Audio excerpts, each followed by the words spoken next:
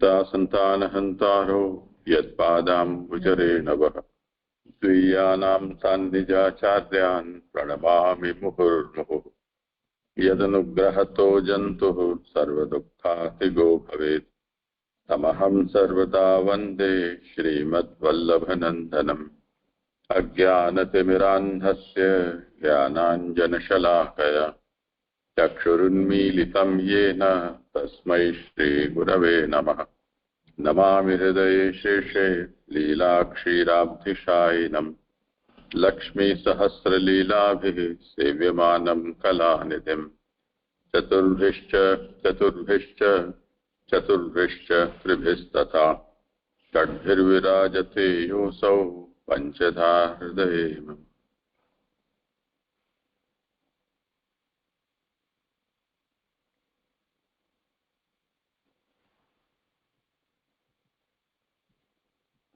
जय कृपानाथ दंडवत।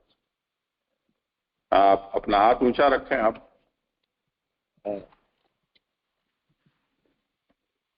हाँ जय कृपानाथ। आवाज आ रही मेरी? हाँ आवाज आ रही है। अपना हाथ ऊंचा रखें। हाँ जय करूं? करो आरंभ। अवतार निबंधानुसार प्रकरणादि का जो विभाजन हुआ उसके अनुसार श्रोता तथा वक्ताओं का अधिकार ये पेज नंबर 4 पे भागवतार्थ प्रकरण का पेज नंबर 4 से। पहले हम पारायण करेंगे, उसके बाद भागवतार्थ देखेंगे। हाँ ठीक है जयराज। जयराज ठीक है। तो पहले पारायण किसका नंबर है? मेरा तो नहीं है।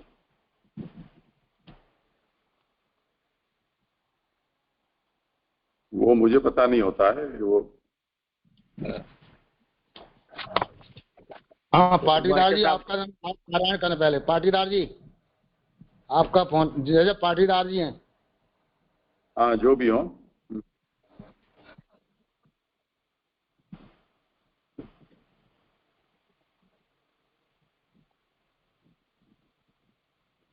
पाटीदार जी कौन है? यहाँ तो कोई दिख नहीं रहा है। हाँ दंडवत। आप जिस नाम जो जुड़े वो अपना नाम इसमें लिखें तो अच्छा रहेगा। यहाँ श्याम माणा ऐसा कुछ नाम आ रहा है। हाँ जय श्याम माना के नाम से ही। अच्छा आप पाटीदार जो भी हो, जो अपना आपका नाम हो वो हो तो मुझे सुविधा रहेगी यहाँ से संचालन में। ठीक है करें आप। हाँ सुबोधनी जी में जो है अध्याय आज 4 हम यहाँ से प्रारंभ करेंगे। इससे पूर्व जो है 3 अध्यायों का अभी तक विवेचन हो चुका है, जिसमें प्रथम अध्याय में जो है सूत और सोनिधि के 3 अध्याय, प्रथम 3 अध्याय सूत और सोनिधि के 3 अधिकार प्रकरण के तहत उनका वर्णन हुआ है। अब 4 से जो 6 श्लोक तक जो है मध्यमाधिकार प्रकरण में व्यास जी का, और इसके बाद आने वाले 7 से 19वें अध्याय तक जो है सुखदेव जी का यहाँ विवेचन होगा, जिसमें प्रथम अध्याय में प्रश्न, जिसको प्रश्न अध्याय बताया गया है, जिसमें शौनक जी ने सूत जी से 6 प्रश्न की, जिसका जो है समाधान द्वितीय अध्याय में 4 प्रश्नों का समाधान यहाँ सूत जी ने किया है, और उसके बाद आने वाले 2 प्रश्नों का समाधान जो है अगले तृतीय अध्याय में किया। आज हम चौथा अध्याय यहाँ कर रहे हैं। इसमें चौथे अध्याय में आज यहाँ जो है श्लोकार्थ यहाँ हम देखते हैं, जहाँ प्रथम श्लोक का यहाँ अर्थ है। व्यास जी ने कहा, इस प्रकार कहते हुए सूत जी अच्छे रूप में प्रशंसा कर दीर्घ सत्रारंभ करने वाले मुनियों में वृद्ध और ऋषि कुल में के नियामक ऋग्वेदी शौनक जी बोले। द्वितीय अध्याय। शौनक जी द्वितीय श्लोक में शौनक जी ने कहा है, वक्ताओं में श्रेष्ठ बड़वागी सूत जिस कथा को भगवान शुक ने कहा, उस धर्म रूप भागवत की कथा को हमारे लिए कहें। द्वितीय श्लोक में जो है यहाँ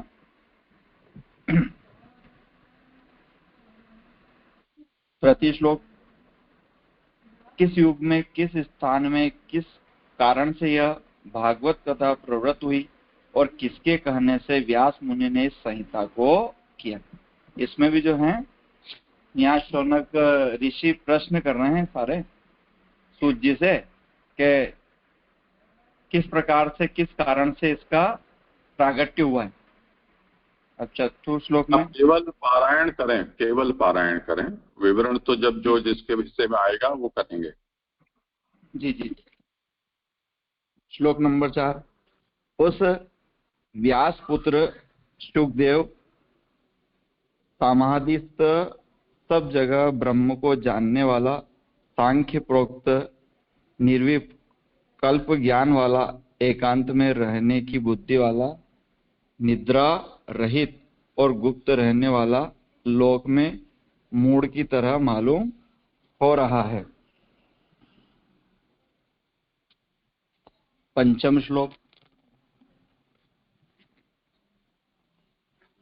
शुक के पीछे चलते हुए अनग्न व्यास को देखकर जल में क्रीड़ा करने वाली अप्सराओं ने लज्जा से अपने वस्त्र पहन लिए, जबकि नग्न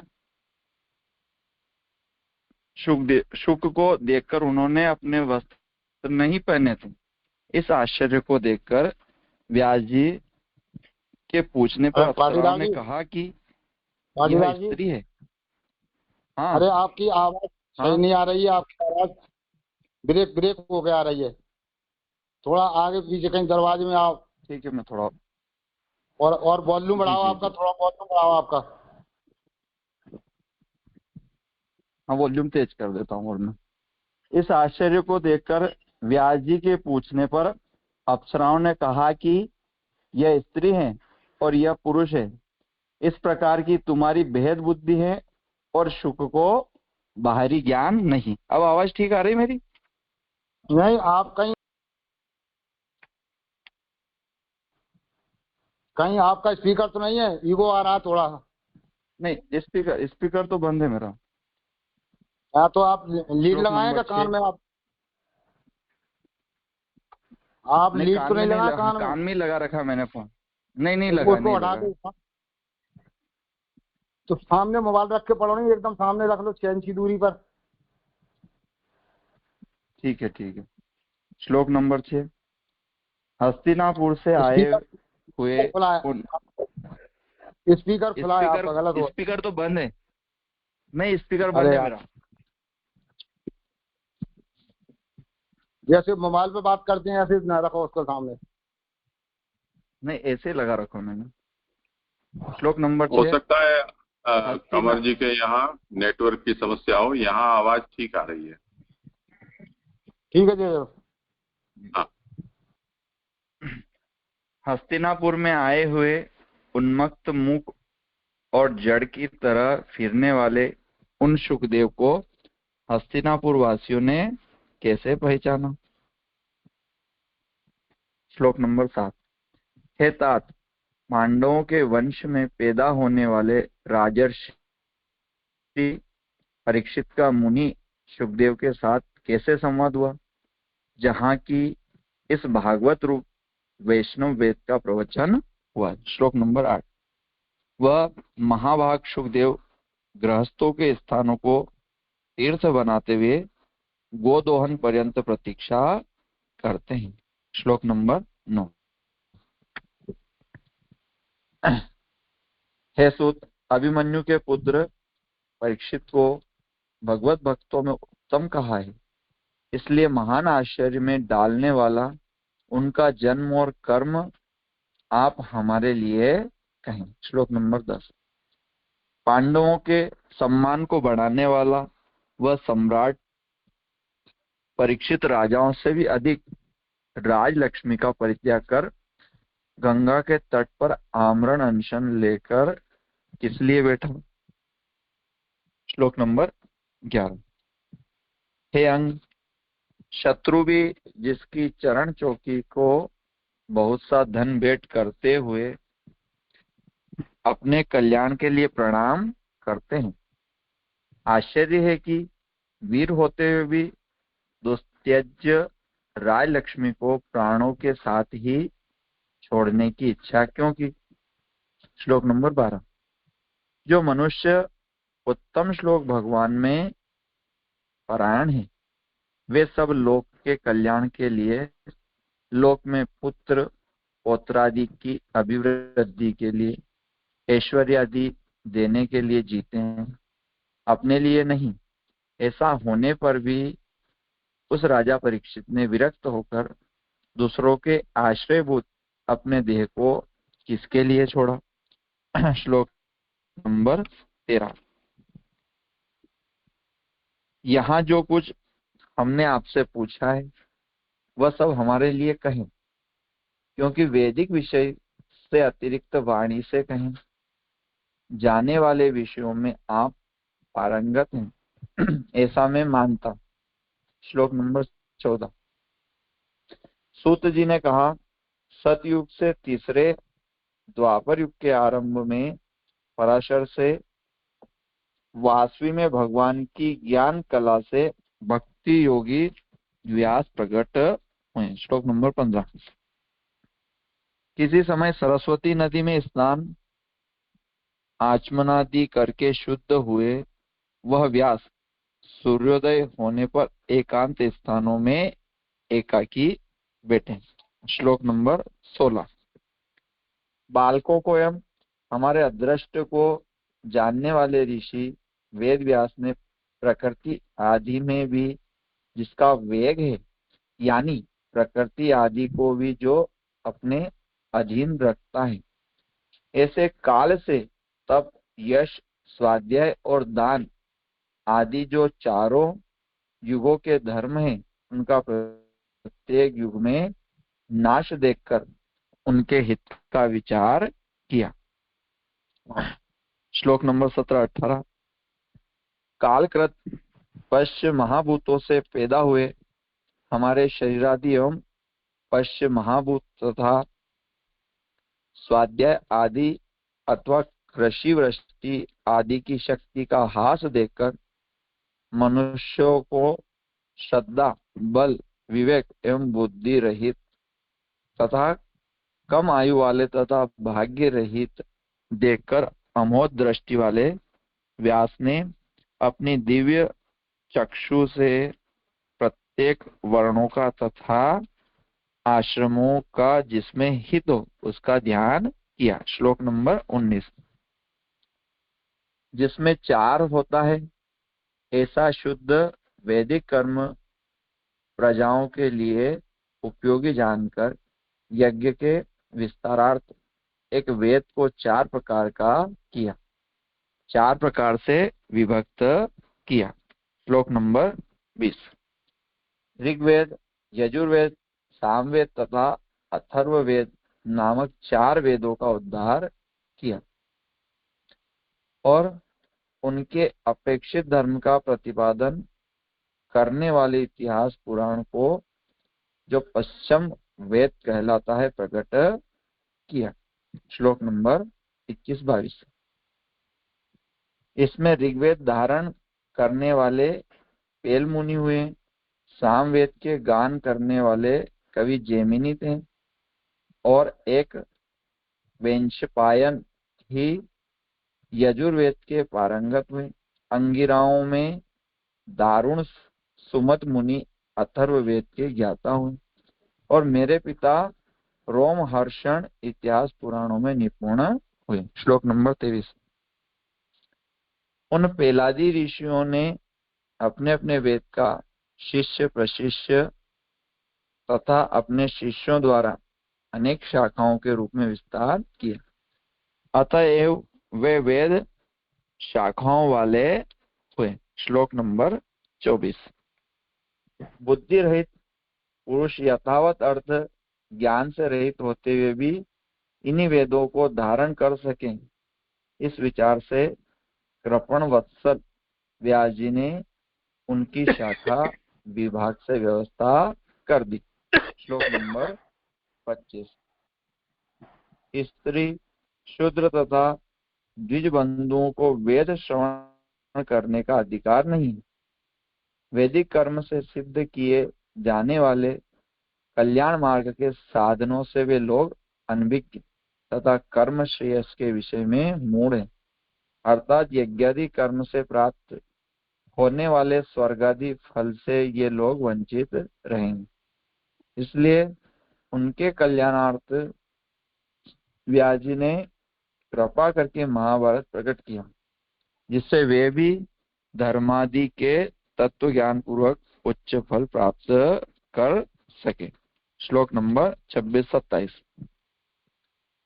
हे ब्राह्मणों, इस प्रकार सर्वदा परोपकार रूप धर्म करते हुए भी जब उनका अंतःकरण अत्यंत संतुष्ट नहीं हुआ, तो सरस्वती नदी के पवित्र तट पर एकांत में निर्णय करते हुए धर्मज्ञ व्यास जी मन ही मन में इस प्रकार कहने लगे। श्लोक नंबर 28। मैंने ब्रह्मचर्यादि व्रत को धारण करके वेद गुरु तथा अग्नि का निष्कपट भाव से सम्मान किया है और उसका अनुशासन माना है, अर्थात शिष्यों को पढ़ाने का धर्म भी मैंने किया है। श्लोक नंबर 29। भारत की रचना के मिश से वेद के अर्थ का प्रकाश लोक में फैला है। यह भारत यद्यपि इतिहास माना जाता है, किंतु इसमें वस्तुतः वेद के अर्थ का प्रतिपादन है। स्त्री, शूद्र आदि भी भारत के माध्यम से सुगमता पूर्वक धर्मादि का ज्ञान प्राप्त कर सकते हैं। श्लोक नंबर 30। इस तरह धर्मानुष्ठान करने पर भी मेरी आत्मा देहाभिमान से मुक्त नहीं हुई, अतः मेरी आत्मा सर्वसमर्थ ब्रह्म तेज से संपन्न होती हुई भी मानो असंपूर्ण सी न हो, ऐसी अत्यंत असत प्रतीत होती है। श्लोक नंबर 31। अथवा तो क्या मैंने भगवत संबंधी भगवान धर्म का निरूपण नहीं किया? ये भागवत धर्म ही परमहंस महात्माओं को प्रिय होते हैं, क्योंकि ये भागवत धर्म ही भगवान के साक्षात्कार को सिद्ध कर देते हैं। वस्तुतः ये भागवत धर्म ही श्री भगवान को प्रिय होते हैं। श्लोक नंबर 32। इस तरह अपने आप को असंपन्न मानकर व्यास जी जब खेद कर रहे थे, तब उनके इस सरस्वती तटस्थ पवित्र आश्रम में भगवान श्री कृष्ण के भक्त नारद जी का आगमन हुआ। श्लोक नंबर 33। मुनिवर नारद जी का आगमन जानकर व्यास जी शीघ्र खड़े हो गए और देव पूजित नारद जी का विधि पूर्वक पूजन किया, अथवा उनका ब्रह्मा जी की तरह पूजन किया।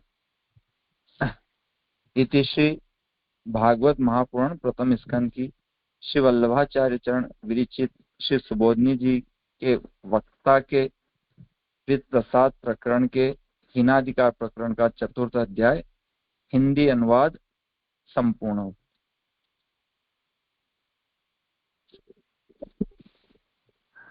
जय हो गए। अब जी पढ़ेंगे तब आगे चल पाएगा। इनका प्रथम श्लोक भी इनको दिया गया है, पर वो क्रम से वहां से उन्होंने डाला था, तो पहले उपाध्याय जी का डाल दिया, इनका बाद में डाला है, और वो क्रम इनका होना था। तो एक श्लोक इनको पढ़ना है, तो पहले उपाध्याय जी पढ़ लें, इसके बाद कराएंगे श्लोक। आपकी आवाज ब्रेक हो रही, कट रही कंवरलाल जी, आवाज नहीं यहाँ पर है आपकी।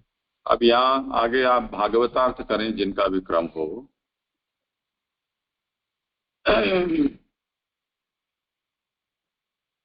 भागवतार्थ प्रकरण का अब पारायण करना है।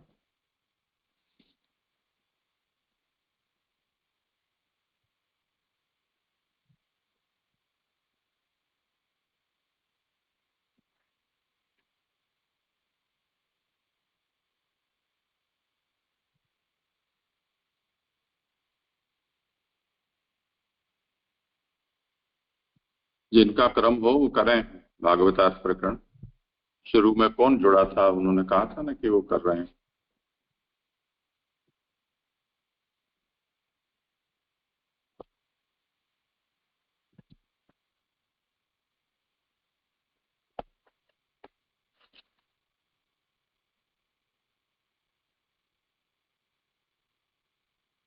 कोई नहीं कर रहा हो तो आप ही कर लें, अभी जो पढ़ रहे थे वो।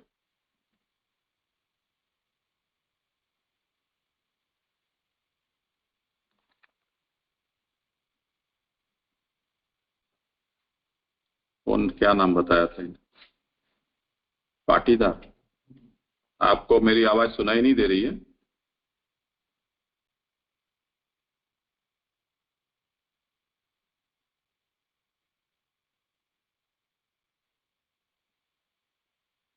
श्याम दास जी है, जैसे श्याम पाटीदार जी। हाँ, पर वो बोल ही नहीं हाँ रहे। हाँ, उपाध्याय जी आपका नंबर है। अब आप उपाध्याय जी आप पढ़िए। राम प्रकाश उपाध्याय जी, आप अपना हाथ ऊंचा करें।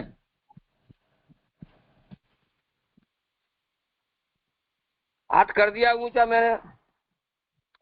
तो आप बोल नहीं रहे, जब हाथ- आवाज लगा रहे हैं तब। हाँ हाँ, मैं बोल रहा हूँ। अरे मैं बोल रहा हूँ। हेलो करें, आरंभ करें अब। हेलो आराम करें आप। हेलो हेलो हेलो, मेरा आवाज नहीं आ रही क्या? आ रही है, आप पढ़िए। हाँ, भागवतार्थ प्रकरण में श्रोता और वक्ताओं का अधिकार प्रथम स्कंद का अर्थ है, और वह स्वरूप निर्वाह के अधिकार के अभाव में स्वरूप ज्ञान, अर्थ ज्ञान और अभिप्राय ज्ञान नहीं होगा। वह अधिकार मोटे तौर पर 3 तरह का है और सूक्ष्म रूप से 19 प्रकार का है। इसमें 3 भेद हैं, साधारण, असाधारण और गुणातीत। साधारण 9 प्रकार के हैं और असाधारण भी 9 प्रकार का है तथा निर्गुण 1 प्रकार का है। इस तरह अधिकार 19 अध्यायों का अर्थ जानना चाहिए। सुनने की इच्छा रखने वाले सभी अधिकारी हैं, यह इस कथन का अर्थ है। अब प्रकरण के 3 भेद बताए हैं। उसमें प्रथम स्कंद में हीन, मध्यम और उत्तम, इस तरह 3 भेद हैं। उन्हीं लक्षणों वाला अधिकारी, वक्ता और श्रोता यहाँ कहने तथा सुनने के योग्य हैं। हीनाधिकारी के प्रथम 3 अध्याय 1 से 3, उसी तरह मध्यमाधिकारी के 3 अध्याय 4 से 6 और शेष तरह 13 7 से 19 उत्तम अधिकारी के हैं। इस तरह 19 अध्यायों का प्रथम स्कंद को कहा गया है।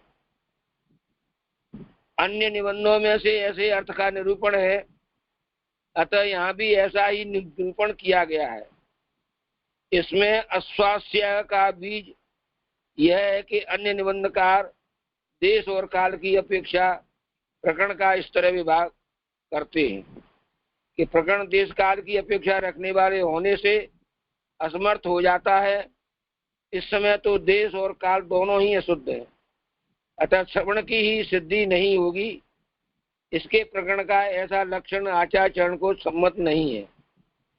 श्रवण के अभाव में तो पुराण का प्रवचन तथा प्रचार दोनों ही व्यर्थ हो जाएंगे। अतः अध्याय के अर्थ विचार से प्रकरण विभाग उचित है। और पेज नंबर 17 पे द्वितीय प्रकरण। इसका ये जो कहा उसका कुछ विवरण करें आप। हाँ जी, विवरण का तो ज्यादा ज्ञान नहीं है। जरा कोई हाँ, तो उद्दोर करे तो। जिनको हो इसका विचार, जिन्होंने किया हो वो प्रयास करें।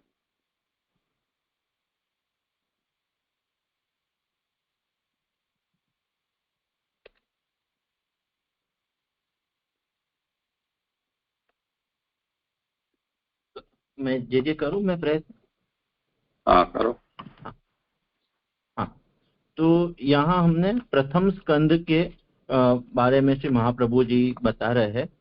तो श्री महाप्रभु जी ये कह रहे हैं कि श्रोता और वक्ता के अधिकार के संबंध में प्रथम स्कंद का अर्थ है। तो जैसे हमने श्री भागवत जी के अर्थ देखे, सबसे पहले तो शास्त्रार्थ में हमने देखा कि आनंद रूप हरि की लीला शास्त्र का अर्थ है। फिर हमने स्कंदार्थ देखा, तो जो ठाकुर जी की 12 लीला है उसके हिसाब से हर एक स्कंद का अर्थ है।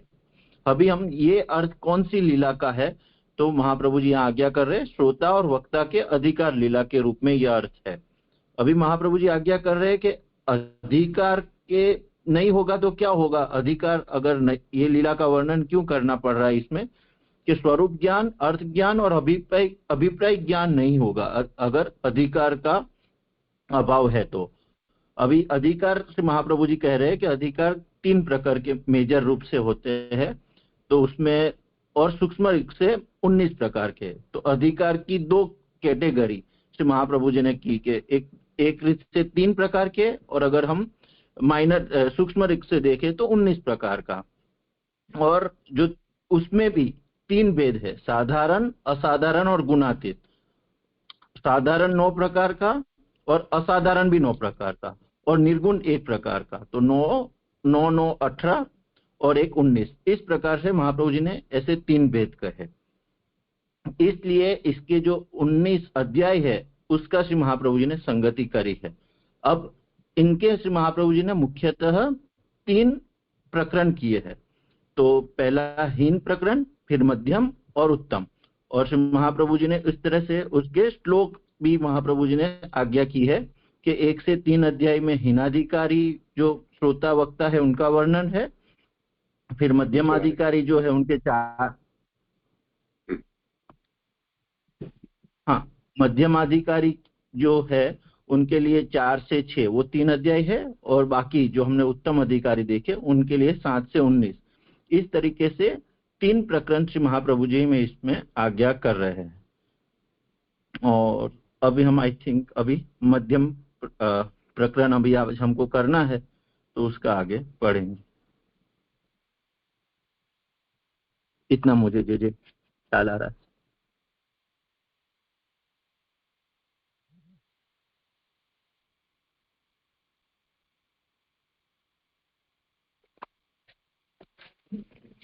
हाँ, ये तो ठीक है।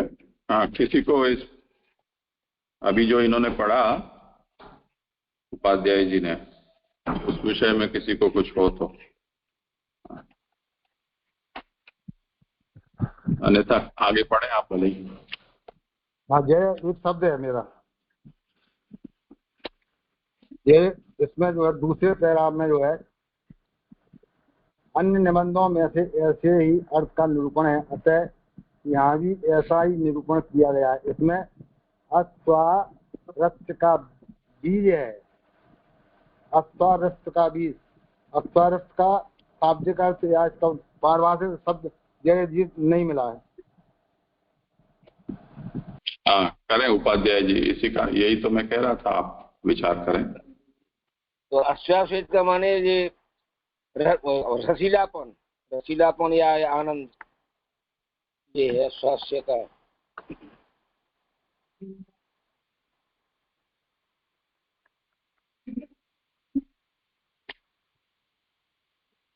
और किसी को इस पर कुछ विचार करना हो तो।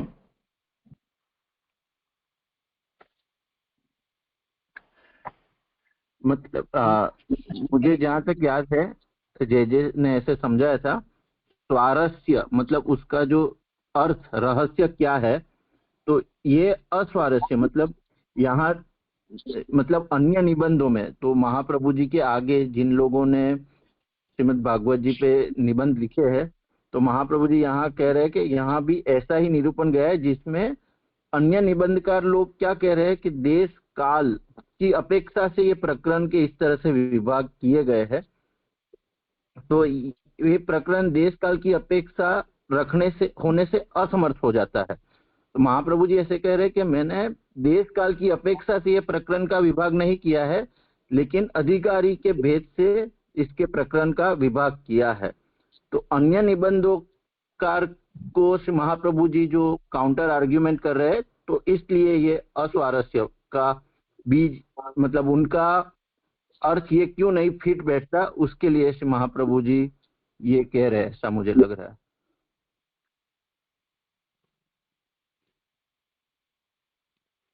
अभी मुझे क्लियर समझ में नहीं आ पाया इसका शब्द।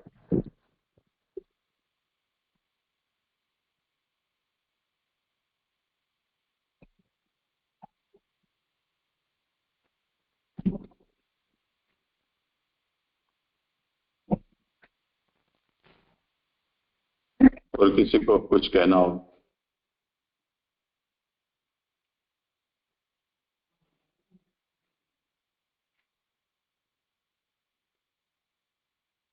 मुख्य बात यह है कि जो प्रकरण विभाग होते हैं वो किस तरह से किए जाते हैं, उसमें भागवत के आचार्य चरणों के अतिरिक्त भी बहुत से व्याख्याकार हैं। उन्होंने भी भागवतार्थ निबंध में जिस तरह से शास्त्र, स्कंद, प्रकरण, अध्याय के अर्थ बताए हैं, ऐसे अर्थों का विचार उन्होंने भी किया है।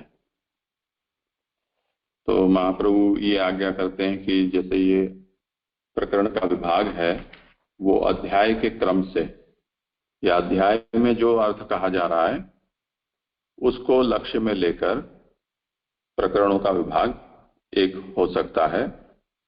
और दूसरा, यहां जिस तरह से इस प्रथम स्कंध में उत्तम, मध्यम और कनिष्ठ ऐसे 3 प्रकार के श्रोता और वक्ता के अधिकारों का यहाँ प्रकरण बनाया है, उसको देश और काल को लक्ष्य में लेकर भी किया जा सकता है।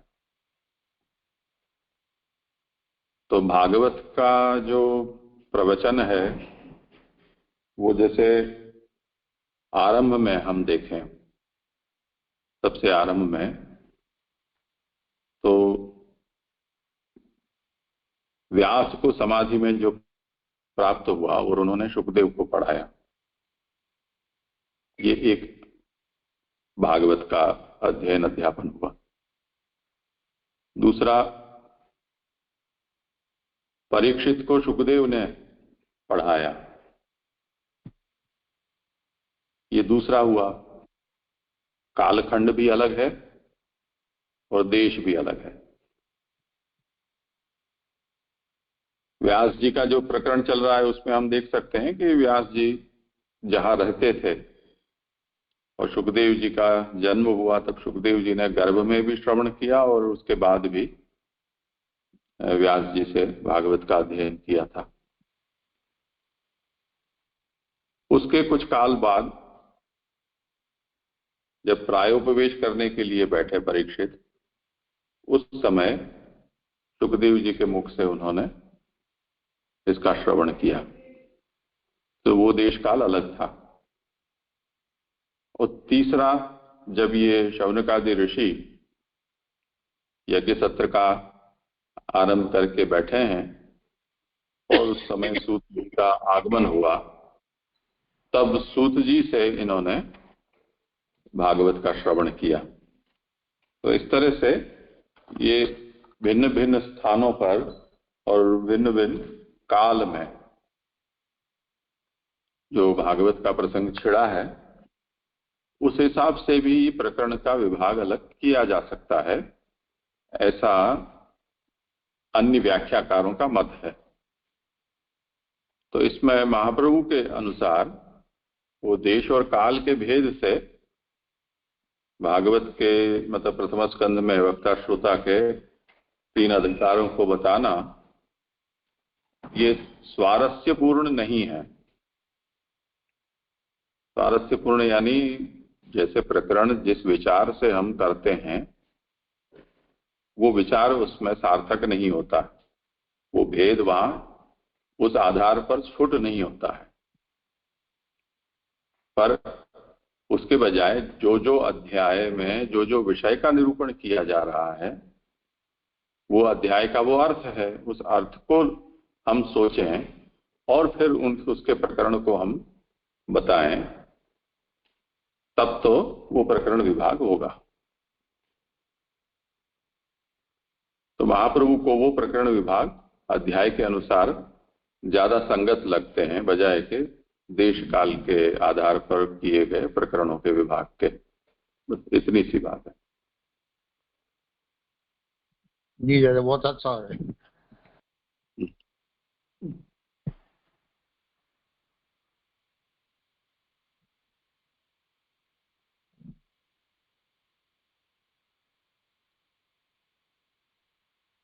गीता भाई, आपको कुछ कहना हो तो फोन अनम्यूट करें और पीछे बोलें।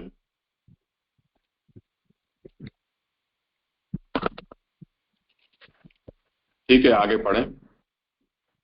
हाँ, तो द्वितीय प्रकरण में अब 13.5 कारकाओं से द्वितीय प्रकरण के अर्थ को कहते हुए 5 कारकाओं से इस प्रकरण का उद्भव है।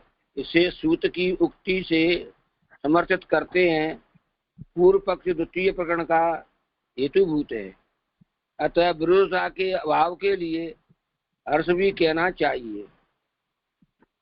तो उसे कहते हैं, जब भगवान कृष्ण स्वधाम पधार गए तब धर्म का रक्षक कौन रहा? ऐसा प्रश्न शौनक जी ने संभावना मात्र से ही पूछा था, परंतु इसके लिए भागवत ग्रंथ है। ऐसा जब सुना तो उन्हें हर्ष हुआ। जैसे जगत के लोग अपने रुचि के अनुसार किसी कार्य में प्रवृत्त होते हैं, यदि उसका समर्थक शास्त्र मिल जाए तो उन्हें प्रसन्नता होती है। अर्थात यह मैंने किया तो रुचि के अनुसार था, किंतु यह तो शास्त्र सिद्धि है। ऐसा ज्ञान हो जाने पर वो प्रसन्नता सूत जी को हुई।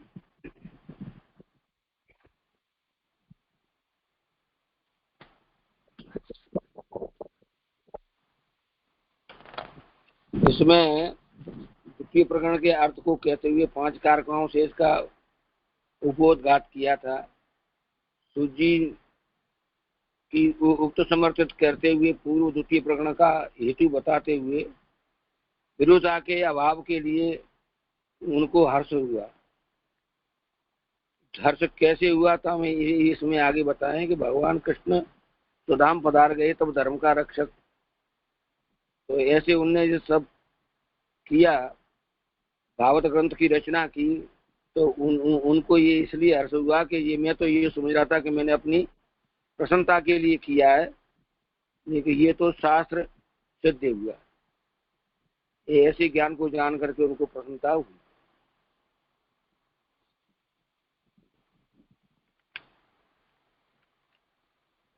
सर्वप्रथम तो सूत महाभाग, इससे स्वरूप विषय का प्रश्न है।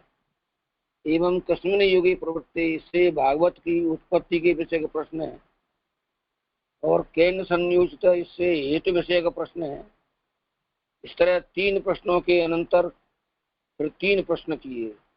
सुखदेव जी ने भागवत को कैसे पढ़ा, व्यास जी ने उसको कैसे पढ़ाया, परीक्षित के प्रयोग का क्या कारण था। ये परीक्षित के विषय में जो पहले जाता था वो यह है या नहीं, संदेह करके परीक्षित के प्रश्न और कर्म के विषय का प्रश्न, इस तरह से 4 प्रश्न इसमें हुए। तो इसमें पहला स्वरूप विषयक प्रश्न है, तो वो तो भागवत का जो स्वरूप है उसके बारे में। और दूसरा भागवत की उत्पत्ति के विषय में। और तीसरा उसका हेतु क्या था भागवत का, उसका ये प्रश्न है। ऐसे 3 किए। इसके बाद में 3 प्रकार सुखदेव जी के भागवत कैसे पढ़ा,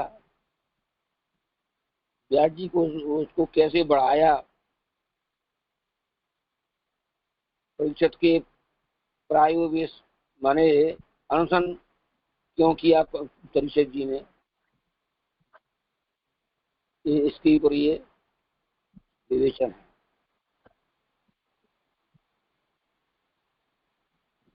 और कोई ज्यादा विवेचन करके बताए।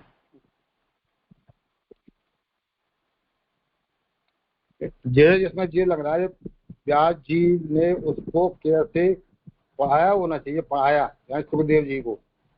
ये आप श्री ने अभी बताया नहीं कि उनको माता के गर्भ में ही पढ़ाया उन्होंने, और फिर जो बाहर जब आप निकल आए तब भी पढ़ाया, और एक बार जो पूर्व जन्म में सुख के रूप में ही जो उनसे वो पढ़ कर आए थे। तो पढ़ाया शब्द होना चाहिए, जैसे मुझे ऐसा लग रहा है, पर वो आप बता क्लियर।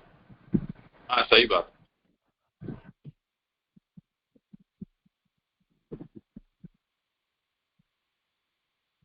आगे पढ़ें। इसमें शंका होती है कि भागवत को ही पूछना चाहिए, ये प्रश्न तो अनुपयुक्त है। इस पर कहते हैं कि उत्पत्ति तथा प्रवृत्ति में जो युक्ति विरुद्ध होगा तो उसके सुनने पर स्वयं को भी वैसा फल नहीं होगा। इसलिए प्रश्न है कि यदि ऐसा मान लें कि जैसा फल होने का है वो वैसी कल्पना कर लीजिए। इसके लिए कहते हैं कि अर्थ लौकिक है, अतः अलौकिक की तरह अपनी इच्छा से इसकी कल्पना नहीं की जा सकती है। भागवत के श्रोता और राजा परीक्षित हैं। उन्होंने जब सर्वस्व का परित्याग कर दिया तब उन्हें यह भागवत सुनने की आवश्यकता क्यों रही? क्योंकि वे तो स्वयं ही उत्तम हैं और उनके ऊपर भगवान श्री कृष्ण का अनुग्रह है।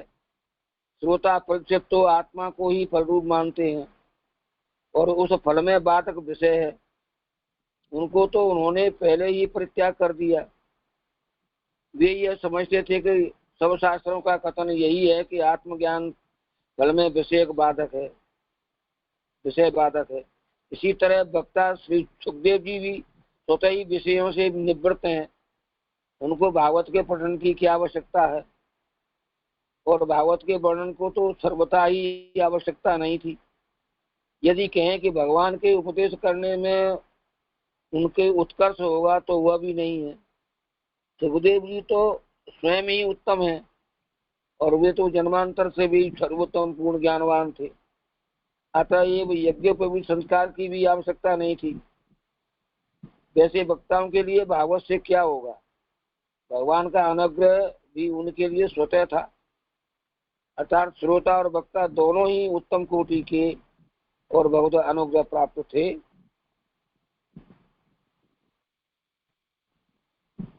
तो इसके परीक्षित के ऊपर भगवान की कृपा थी। इसे स्पष्ट करने के लिए उसके जन्म के विषय में प्रश्न किया। भक्तों के ऊपर तो भगवत कृपा ही है, यह प्रसिद्ध है। तो इसमें राजा परीक्षित ने उन्हें जो सर्व का त्याग किया था वो सुनने की जो आवश्यकता क्यों रही उनको, इसके बारे में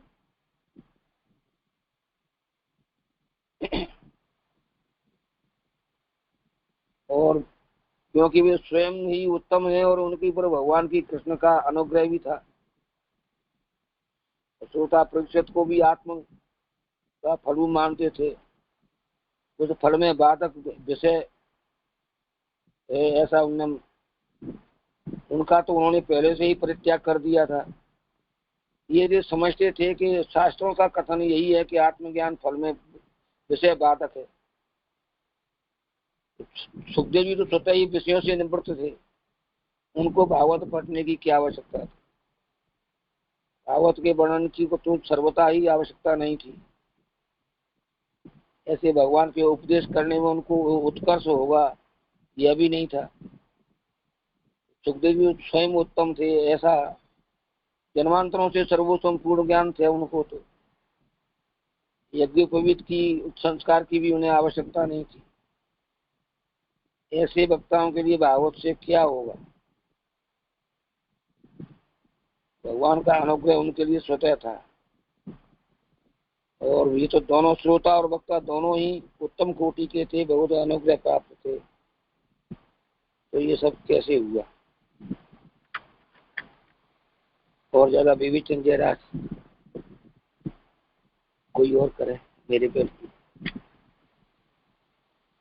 कुछ हो किसी को पूछना?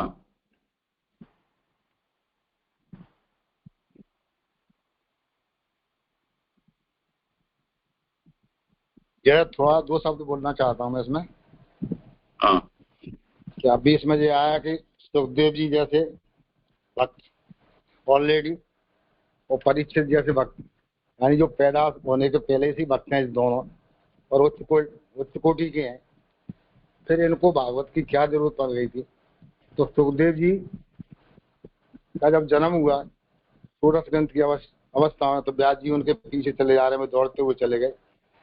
तो जंगल में पहुंचे तो वृक्षों की ओर से वृक्षों ने उनका जवाब दिया कि अब आप इनमें पुत्र मोह छोड़िए, अब इनको लोक कल्याण के लिए इनको आप छोड़ दीजिए।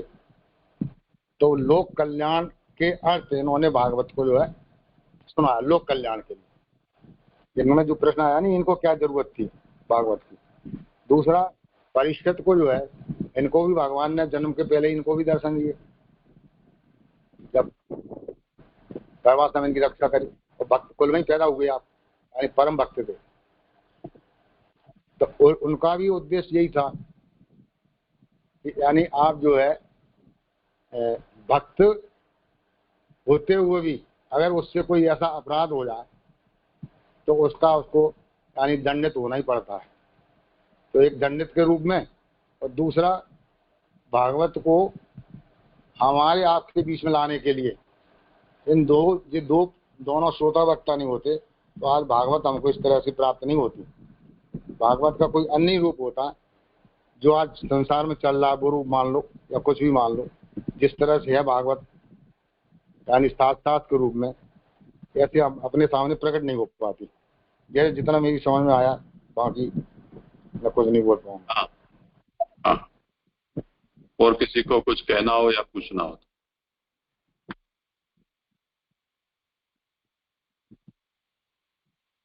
मुझे एक ऐसा प्रश्न था जैसे कि यहाँ जो ये पैराग्राफ में मैं समझा तो महाप्रभु जी ऐसी आज्ञा कर रहे हैं कि श्रोता और वक्ता की उत्तमता बताई तो उनको भागवत जी के श्रवण की या मतलब कहने की क्या आवश्यकता थी। तो यहाँ तक का ही ये आया, और अर्थात श्रोता और वक्ता दोनों ही उत्तम कोटि का और भगवत अनुग्रह प्राप्त है। तो यही इसका मतलब ये पैराग्राफ का मीनिंग है, और आगे महाप्रभु जी कुछ समाधान करेंगे।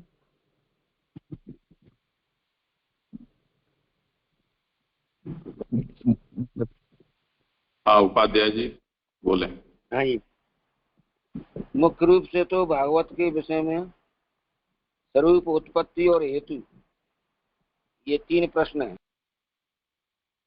ये अभी जिन्होंने प्रश्न आपसे किया है उसका उत्तर आप दें, ये मैं कहना चाह रहा हूँ। आगे पढ़ना अभी नहीं है, अभी ये विषय आगे पहले स्पष्ट हो जाने दें। तो प्रश्न क्या किया था, बताना दोबारा ने।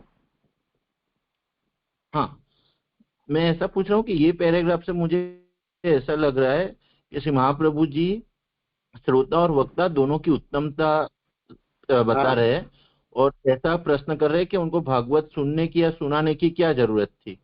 बीच में ऐसा भी आया कि भागवत के वर्णन की तो सर्वथा आवश्यकता नहीं थी क्योंकि वो तो उत्तम है, उनका उत्कर्ष भी बताया है, और मतलब उनको तो ये आवश्यकता ही नहीं थी, वहां तक का बताया है। और उसका कुछ जवाब अगर हम देखें वैसे वक्ता के लिए भागवत से क्या होगा, ऐसा श्री महाप्रभु जी कह रहे हैं। और ऐसा आ रहा है कि भगवान का अनुग्रह भी उनके लिए स्वतः था, तो फिर उसका समाधान किस तरह से होगा वो कुछ मालूम नहीं पड़ रहा है। मतलब तो वो जो अभी यार उन्होंने कहा था ना मास्टर साहब ने कि वो जन कल्याण के लिए ही किया था उन्होंने, जन कल्याण के लिए, हम आप सबके लिए, वो उनके लिए तो कोई है ना, हम और आपके लिए ही किया था। यही है, समझ में आ रहा है। हाँ, मतलब ऐसा हमको टेक्स्ट से तो कुछ आइडिया नहीं लग रहा है, फिर भी अगर ऐसा ही है तो। और आप जैसो विचार करके बता। हाँ, किसी को समाधान करना हो प्रश्न का।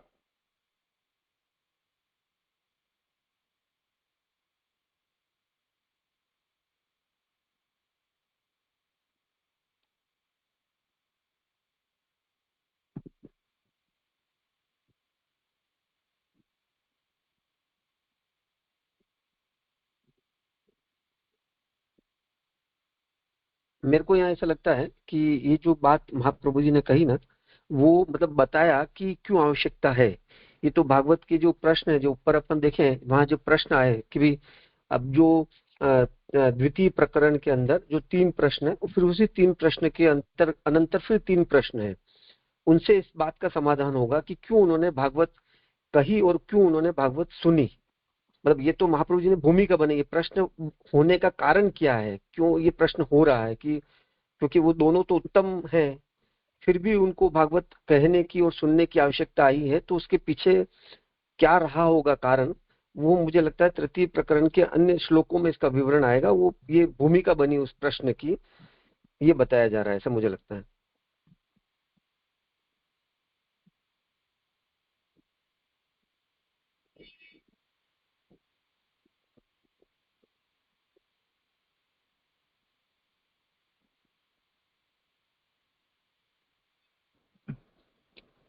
हाँ, अगर आगे जवाब आएगा तो ठीक है, नहीं तो फिर क्योंकि अगर अपन ऊपर देखें, जो ये जो प्रथम इसी प्रश्न संख्या पे ऊपर से सर्वप्रथम तो सूत सूत महाभाग से विषय प्रश्न है, फिर उसमें भागवत की उत्पत्ति के विषय का प्रश्न है, फिर इसे से हेतु विषय प्रश्न है, फिर उसके अनंतर प्रश्न है ना। तो वो जो बात है वो क्यों आई होगी, ये प्रश्न क्यों आए होंगे, उस लिए इसकी भूमिका मुझे लगता है यहाँ पे भागवतार्थ में महाप्रभु जी हमको बता रहे हैं।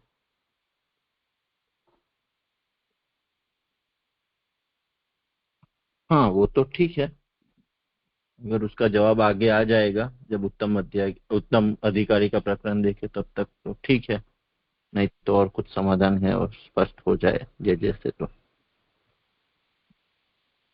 ये तीसरे चौथे अध्याय की संगति तो बहुत स्पष्ट है।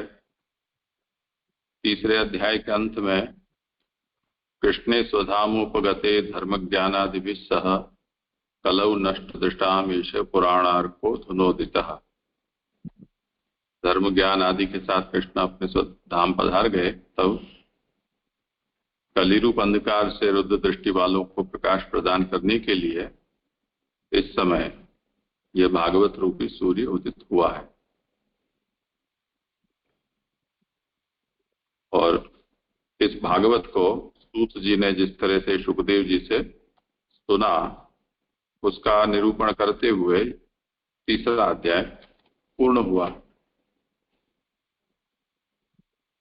तब फिर यहां से वापस प्रश्न खड़े हुए चौथे अध्याय से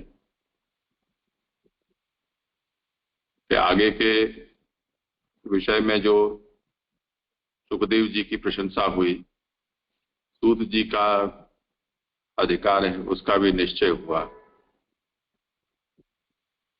और सूत जी ने जब ये बात कही तब शौनक आदि ने फिर से उनसे प्रश्न किया कि आपने वहां सुखदेव जी से जो सुना वो आप अब हमें कहें। तो भागवत के श्रवण की उनकी इच्छा जागृत हुई। क्यों हुई? क्योंकि उन्होंने उससे ये कहा कि ये तो कलिकाल में कली के अंधकार को मिटाने वाला मानो कोई सूर्य ही उदित हुआ हो, ऐसा भागवत पुराण है।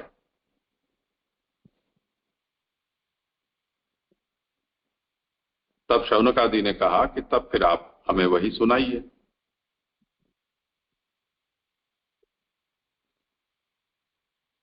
उनको महाभाग कहा सूत को कि आपने भाग्यशाली है कि आपने साक्षात सुखदेव जी के मुख से इस भागवत को सुना है।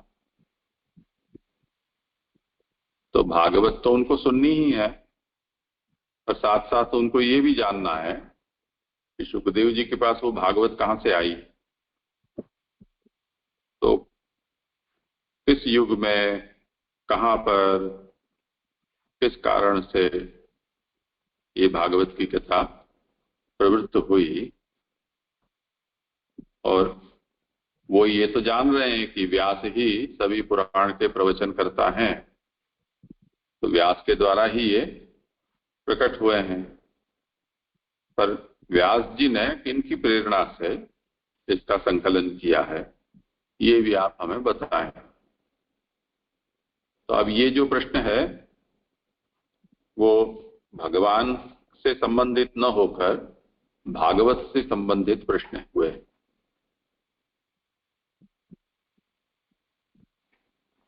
तो वो प्रश्न यहां पर इन्होंने शुरू किया। अब उस प्रश्न में, प्रश्न के पीछे का रहस्य क्या है, ऐसे प्रश्न से क्या हासिल होगा? क्योंकि जब हम भागवत पढ़ रहे हैं तब ये भागवत व्यास के द्वारा विरचित है, ऐसा हम कहते हैं। अब व्यास तो अभी समाधि उन्होंने लगाई नहीं है,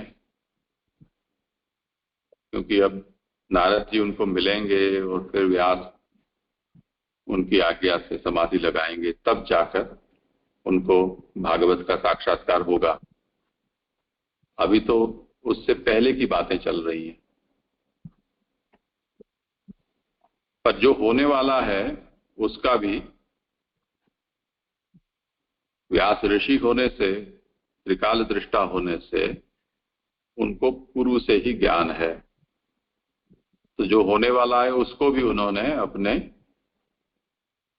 पुराण में उसका संकलन कर दिया है। महाप्रभु ने ऐसा भागवतार्थ में उसको स्पष्ट किया है। तो इन प्रश्नों के पीछे रहस्य क्या है? केवल इतिहास जानना यही कारण है या कुछ और भी है? तो उस पर महाप्रभु ने विचार किया है और ये आज्ञा कर रहे हैं कि ये भागवत के विषय में जो पूछ रहे हैं उसके बजाय भगवत कथा या भगवत लीला के विषय में जैसे पूर्व में प्रश्न किए थे 6 प्रश्न, वो ही अधिक उपयुक्त होता। इनको जानने से क्या लाभ है? तो उस पर ये समाधान दिया है कि इसकी अलौकिकता बताने के लिए ये बातें कही गई हैं। और जो विषय अलौकिक होता है उसमें लौकिक कल्पना नहीं करनी चाहिए। तो जैसे परीक्षित हैं, सुखदेव हैं, जो पूर्ण वैराग्यवान हैं, केवल वैराग्य ही नहीं, उन्होंने तो त्याग भी कर रखा है। जैसे सुखदेव ने भी जन्म ग्रहण करने के साथ ही सब कुछ छोड़ दिया, परीक्षित ने भी सब कुछ राज्य लक्ष्मी का त्याग कर दिया, प्रायोपवेश किया है। तो केवल वैराग्य भी नहीं है, वो त्याग भी उनके साथ है। तो ऐसे जो उत्तम हैं उनके फिर अब क्या जान लेना बाकी रह गया? वो तो जीवन मुक्त से हो गए। तो भागवत से भी उनका और क्या लाभ या क्या कल्याण होना है? तो यही बात इसकी अलौकिकता बताती है कि जो ऐसी जीवन मुक्त अवस्था का भोग कर रहे हैं वो भी भागवत के लोभी हैं, ऐसा कह सकते हैं। इस बात को बताने के लिए यहाँ पर ये सब प्रश्न खड़े किए गए हैं और उनके लिए इतना यहाँ भागवत का अंश है वो भी आवंटित किया गया है। ये बात मुख्य रूप से आप समझाना चाह रहे हैं। जी जी जी, हाँ जी जी, हाँ, अच्छी तरह से स्पष्ट हुआ। मतलब हाँ हाँ जी, मुख्य रूप से तो भागवत के विषय में स्वरूप, उत्पत्ति और हेतु, ये 3 प्रश्न हैं। अन्य प्रश्न तो उसके जान लेने पर ही जान लिए जाएंगे। अतः 3 ही प्रश्न हैं। जो प्रथम प्रश्न उत्तर द्वितीय स्कंद में होगा, यहाँ तो कश्चित युगे प्रवर्तेय, इसका तथा कुतः सच्चोदित, इनका उत्तर कहा जाता है प्रवृत्ति में। उसमें भी तीसरे का निरूपण अभी किया जाएगा। प्रवृत्ति का प्रकरण आगे कहेंगे। इससे एक एक उत्तर एक एक प्रकरण को ग्रहण करता है। तो इसमें यही बता रहे हैं कि जो 3 प्रश्न है, तो जो प्रथम प्रश्न का उत्तर द्वितीय स्कंद में होगा, जो कृष्ण युग से बताया, और तथा कुतः संशोधित ये का उत्तर प्रवृत्ति के रूप में बताया। तीसरे का निरूपण आगे किया जाएगा।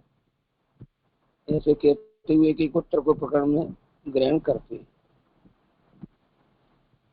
किसी की प्रेरणा से इसका उत्तर है, नारद जी की प्रेरणा से या उन्हें प्रेरणा ग्रहण की, इसका निरूपण एक अध्याय में उसके अनंतर मुक्ति, इसके बाद प्रेरणा हेतु रूप के उपोद्घात रूप से वर्णन करते हैं।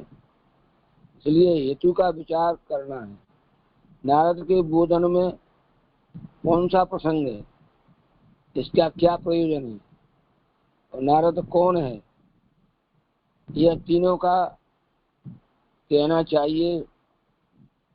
ये तीन को कहना चाहिए। शंका करते हैं कि भागवत में इसका उपयोग परंपरा से होता है, अतः प्रथमाधिकार की ही क्यों नहीं। इसका उत्तर देते हैं कि वह मध्यमाधिकार का उद्घोषण किया। तो नारद जी को ये मध्यमाधिकार में लिया, प्रथमाधिकार में क्यों नहीं लिया, इसके बारे में ये बोधन कर रहे हैं। और इसका विवेचन ज्यादा इसका जो ऊपर वाला जो प्रथम आपने पढ़ा, प्रथम प्रश्न का उत्तर द्वितीय स्कंद में होगा, ये जो था वो थोड़ा सा समझना था कि जो तीन प्रश्न जो यहाँ पे बताए, मुख्य रूप से तीन प्रश्न है, जो सूत सूत महाभागा कस्मिन युगे और केन संचोदित, ऐसे तीन प्रश्न है। वो जो है उसमें तो उसका वो ये थोड़ा इस जो प्रथम पैराग्राफ है उसको थोड़ा सा समझाओ ना, थोड़ा सा समझना है इसको भी। मेरी ज्यादा समझ में नहीं, इनका ज्यादा अध्ययन नहीं है। मतलब उसमें ऐसा आ रहा है कि एक एक उत्तर एक एक प्रकरण को ग्रहण करता है, वो समझ में नहीं आया। मतलब अभी अपन द्वितीय प्रकरण में है, तृतीय प्रश्न का उत्तर तो द्वितीय स्कंद में होगा, अभी अपन प्रथम स्कंद देख रहे हैं। फिर उसके बाद आया कि इसका उत्तर कहा है यहाँ पे, यहाँ तो कस्मिन युगे तथा कुत संचोदित, इनका उत्तर कहा है। उसमें भी तीसरे का भी निरूपण आ जाएगा, तीसरे प्रश्न का अभी निरूपण आ जाएगा। फिर ये जो पंक्ति आई है, एक एक उत्तर एक एक प्रकरण को ग्रहण करता है। तो यहाँ प्रकरण मतलब जैसे अपन जो प्रकरण विभाग करते हैं उस संदर्भ में प्रकरण है, या एक एक विषय से संबंधित करके उनको प्रकरण कहा गया। मतलब प्रकरण विभाग से इसको ग्रहण करना है, कैसे करना है? प्रकरण के विभाग से ही है ऐसा समझ। तो जैसे तो अभी जैसे अपन द्वितीय प्रकरण देख रहे हैं, तो द्वितीय प्रकरण में एक प्रश्न का उत्तर आएगा, तृतीय प्रकरण में एक का आएगा, और फिर जो एक प्रश्न बच गया उसका द्वितीय स्कंद में आएगा। इस तरीके से समझना है। ये समझ में नहीं आ रहा। किसी को समाधान करना हो तो करें।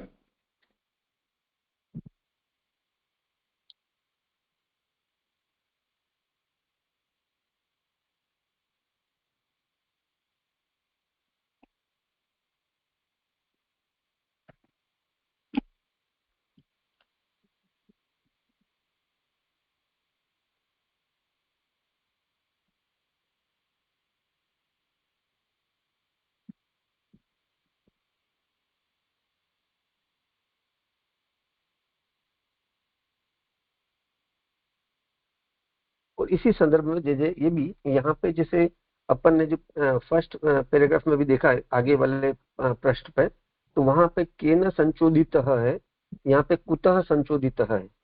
तो वो मतलब एक ही बात, मतलब प्रिंटिंग एरर है या मतलब बरोबर है वो? नहीं, अलग बात है जी।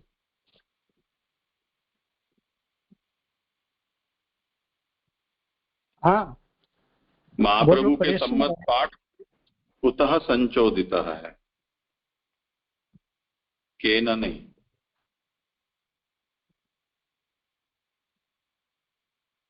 जी जी। तो वहां पे जो पहले जो लिखा तीन प्रश्न है, वहां पे जो उसका संदर्भ में केन संचोदित लिखा, वो मतलब महाप्रभु जी उसमें वहां पे उसको कुतः ग्रहण कर रहे सा।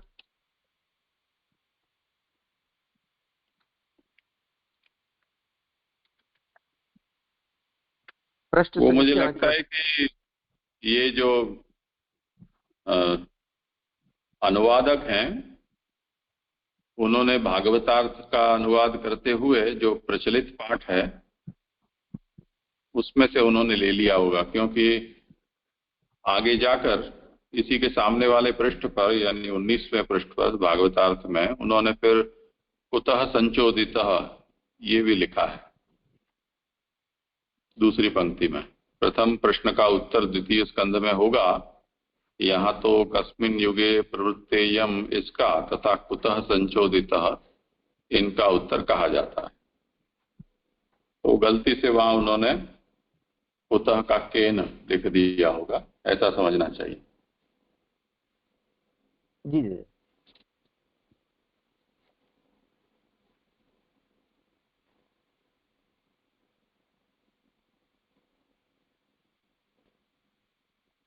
तो उसमें वो प्रश्न भागवत विषय के थे, तो भागवत विषय प्रश्न का उत्तर तो सुखदेव जी पधारेंगे तब आएगा, इसलिए शायद उसकी बात दूसरे मतलब तीसरे प्रकरण में कही गई है, मुझे ऐसा लग रहा है।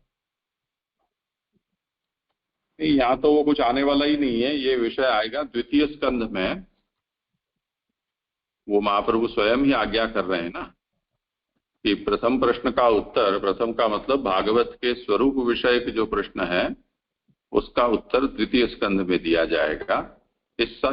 यहाँ तो केवल इतना ही है कि ये कब प्रवर्तित हुए और किसके कहने पर इसका संकलन किया गया, व्यास जी ने किया। ये दो ही प्रश्न प्रथम स्कंद में उनका उत्तर दिया जाएगा। ठीक है जी।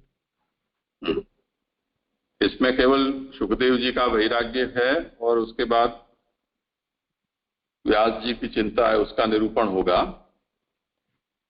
और आगे नारद जी वाली कथा आएगी और उसके बाद तो पूरा अश्वत्थामा के द्वारा ब्रह्मास्त्र का प्रयोग और भगवान की परीक्षित की रक्षा और फिर भीष्म की शरसैया पर सोना, फिर भगवान द्वारका पधारेंगे, फिर परीक्षित के जन्म की कथा, और ये धृतराष्ट्र आदि हैं वो सब फिर वानप्रस्थ होंगे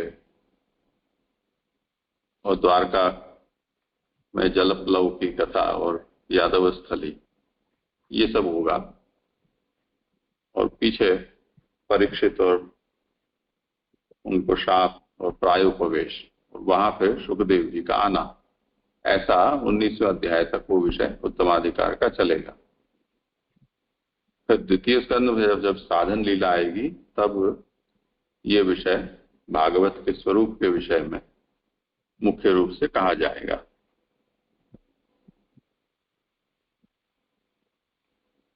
ठीक है जी। तो जैसे यहाँ पे जो इसमें इससे एक एक उत्तर एक एक प्रकरण को ग्रहण करता है, तो मतलब जो भी अपन द्वितीय प्रकरण जो मध्यम अधिकार का देख रहे हैं उसमें द्वितीय प्रश्न, तृतीय प्रश्न का उत्तम अधिकार में, और फिर जो प्रथम प्रश्न है उसका द्वितीय स्कंद में, इस तरीके से समझे इसको? हाँ, जी जी जी जी। हाँ। प्रकरण का मतलब इस स्कंद में जो हीन, मध्यम और उत्तम अधिकार प्रकरण है उससे इसका मतलब नहीं है प्रश्न का। प्रश्न के उत्तर के जो प्रकरण है वो अलग प्रकरण समझने चाहिए। अच्छा, विषय संबंधित उससे उसको प्रकरण ग्रहण करना। जी जी जी।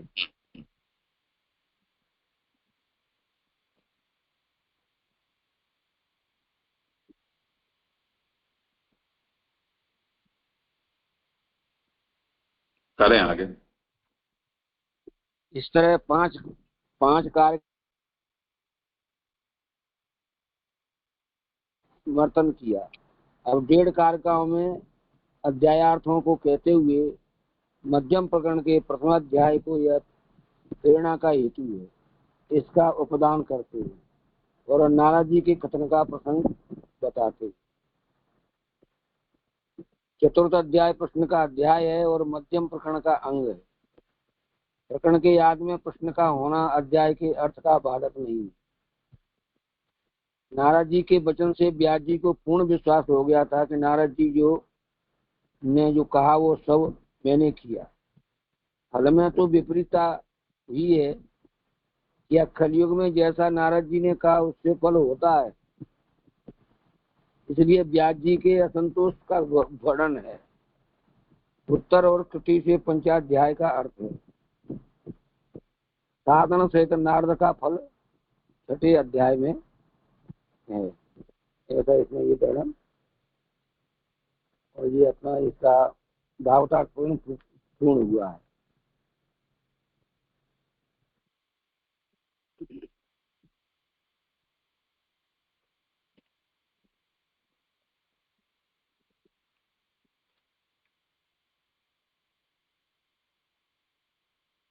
ठीक है, करें आगे जिनको करना हो सो। उपाध्याय जी का स्वास्थ्य ठीक नहीं लग रहा है। आगे पाठकीदार जी आप अपना श्लोक ले लेंगे।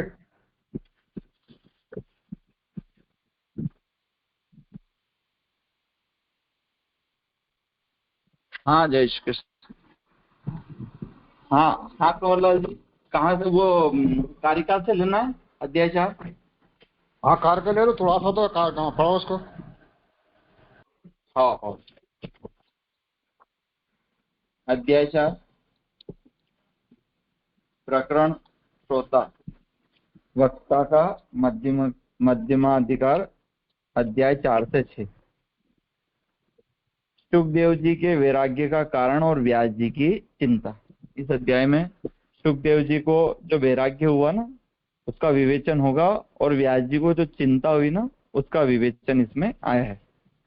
एवं भागवतार्थस्य निर्धारः स्वाधिकारतः त्रिविक्रतो द्वितीय तो श्लोक पढ़ने की जरूरत नहीं है, डायरेक्ट आप।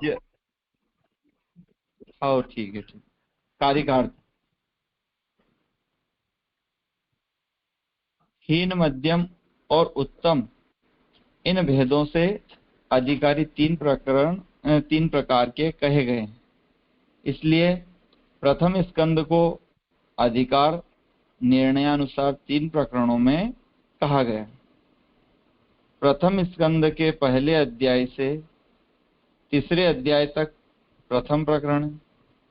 इस प्रकरण में जिज्ञासा रखने वाला, अमत्सर वाला और श्रवण में आदर रखने वाला ये श्रोता के गुण हैं।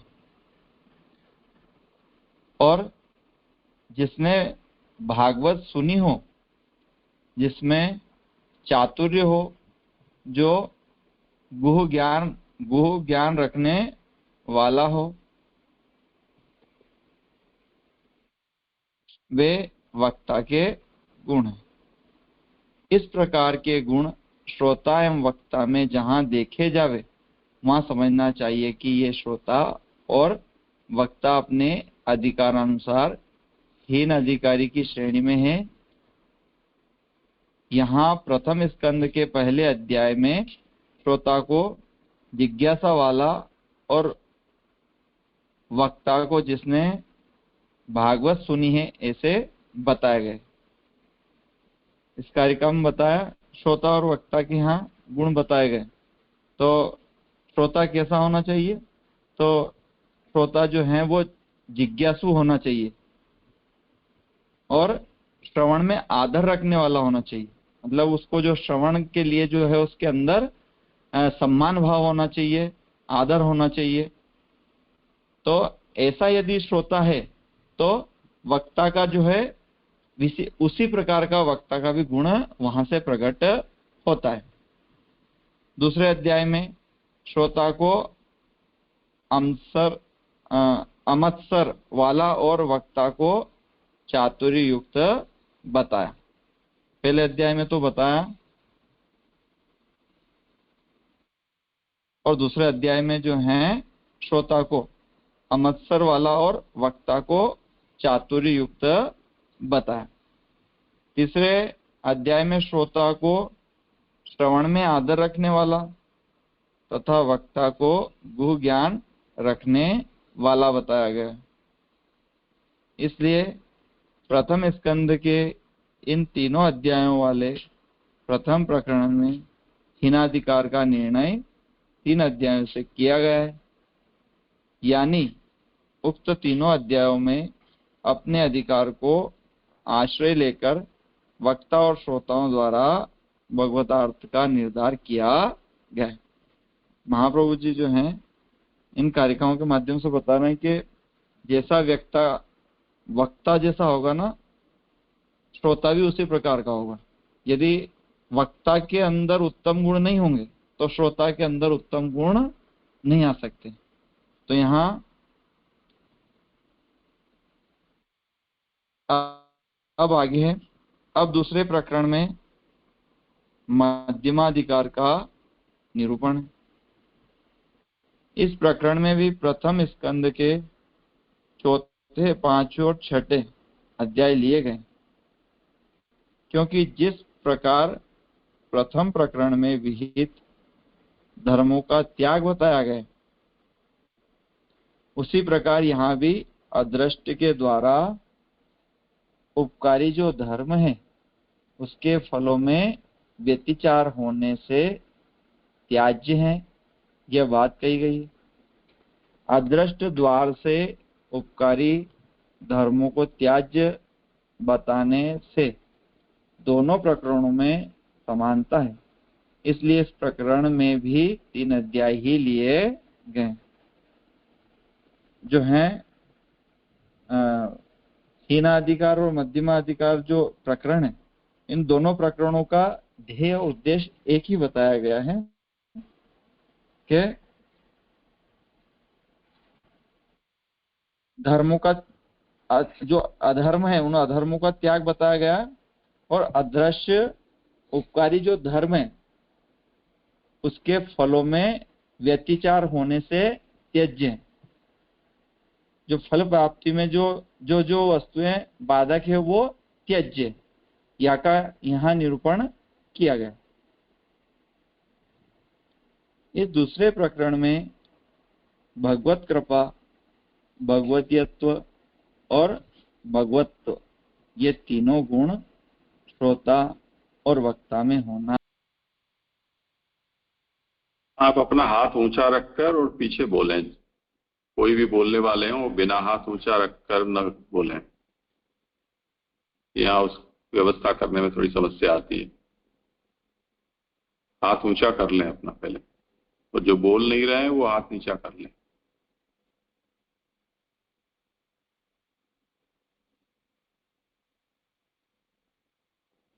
कि अभी जो श्याम जी बोल रहे हैं पाटीदार, उनको मैं कह रहा हूं कि आप अपना हाथ ऊंचा रखें। हाँ, और दूसरा ये जो 159वें पृष्ठ पर सबसे प्रथम पंक्ति में ये व्यतिचार आप बोल रहे हैं, उसको सुधार लें, व्यभिचार शब्द है वहां। और अधर्म का त्याग बताया, ये जो आप कह रहे हैं वो तो आपने अपने हिसाब से उसका अर्थ सोचा है, विषय के साथ उसका कोई संबंध नहीं है। यहाँ तो धर्म का ही त्याग बताया गया।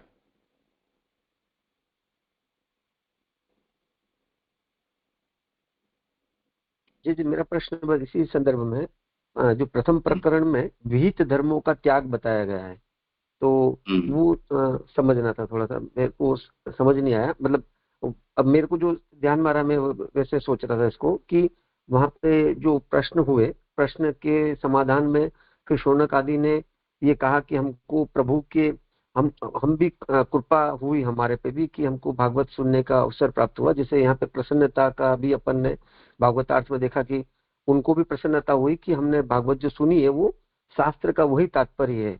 तो शास्त्र का तात्पर्य है कि प्रभु की शरण में जाना, ये उनको समझ आ रहा है।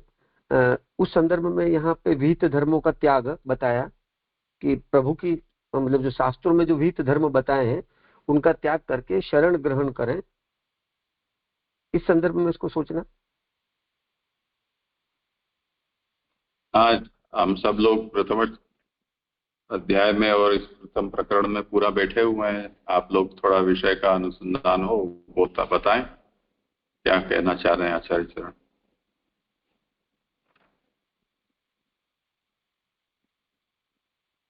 मुझे ऐसा लग रहा है कि जैसे प्रथम अध्याय में प्रश्न आए, उन्होंने प्रश्न का अध्याय है वो, द्वितीय अध्याय में साधन और फल का बताया, और तृतीय अध्याय में प्रभु के अवतारों का वर्णन आया।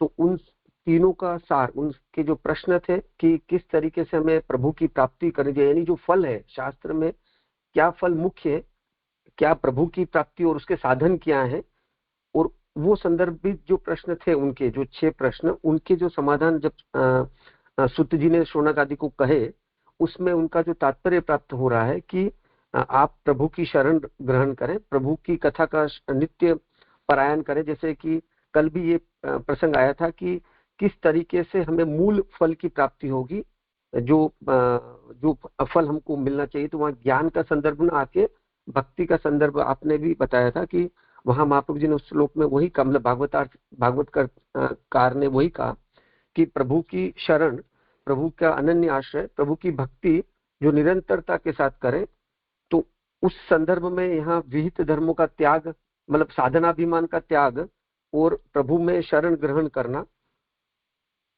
ऐसा तात्पर्य से मैं इसको समझ रहा हूँ। अच्छा, और किसी को कुछ कहना हो तो?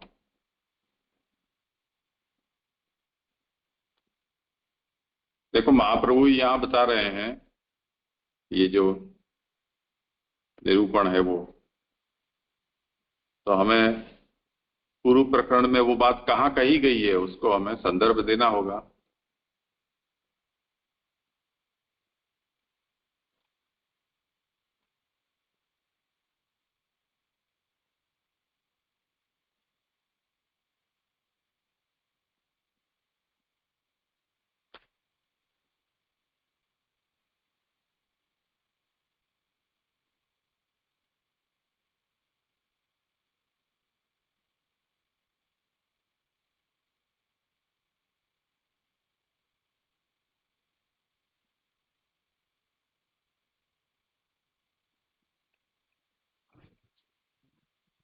हाँ बोलिए, आप करें समाधान।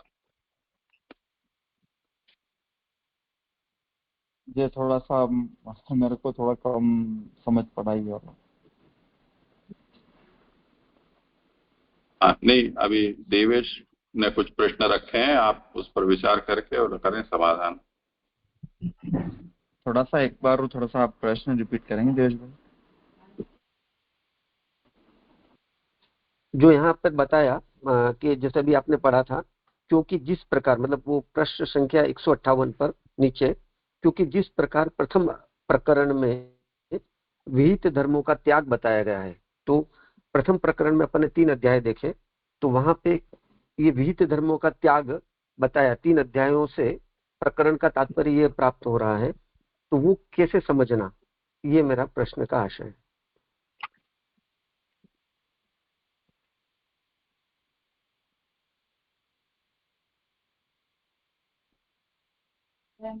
ये इससे थोड़ा सा मेरे को भी इसको थोड़ा सा कम इसके बारे में समझ पड़ रहा है, थोड़ा सा आप समाधान करेंगे? और किसी को कुछ कहना हो तो बोले।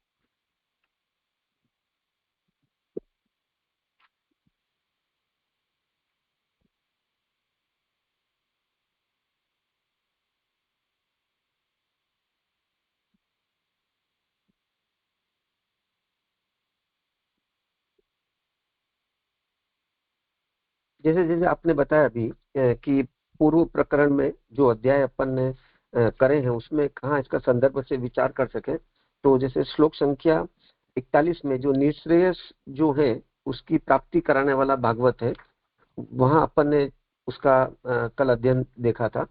साथ में ये बताया कि अब धर्म जो है वो तो स्वधाम पधार गया है, तो जो विहित धर्म अगर मान लो जो शास्त्र में कहे, क्योंकि धर्म स्वयं स्वधाम पधार गया है प्रभु के साथ में, तो अब जो शास्त्र में बताए हुए धर्मों का अगर कोई अनुसंधान करके उसका पालन करेगा तो उसे निश्रेयस की प्राप्ति होना कठिन है, मतलब निश्रेयस प्राप्त नहीं होगा, कठिन मतलब नहीं होगा। इस संदर्भ से ये विहित धर्मों का त्याग करें, क्योंकि फिर वही बताया कि कैसे करना चाहिए, तो वहां पे उसमें यथा मतलब अनुग्रह है, मतलब उनको सुने, भागवत को भागवत का आश्रय करें, ऐसा समझे। भागवत का जो दूसरा श्लोक है, धर्म प्रोज्झित कैतवोत्र परमो निर्मत्सराणाम सताम, उस श्लोक में ही तो ये बात का विचार हुआ ना कि वेद से लेकर महाभारत पर्यंत कहीं भी प्रोज्झित कैतव न हो ऐसा धर्म नहीं कहा गया है।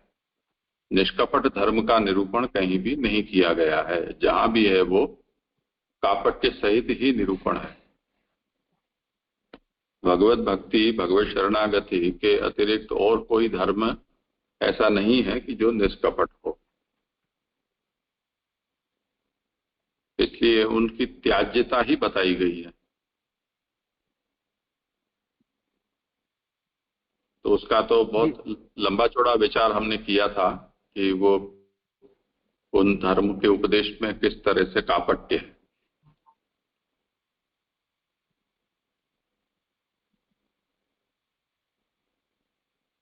जी जी, अब समझ आया। वो आपने श्लोक का अनुसंधान करा तो उससे समझ आया।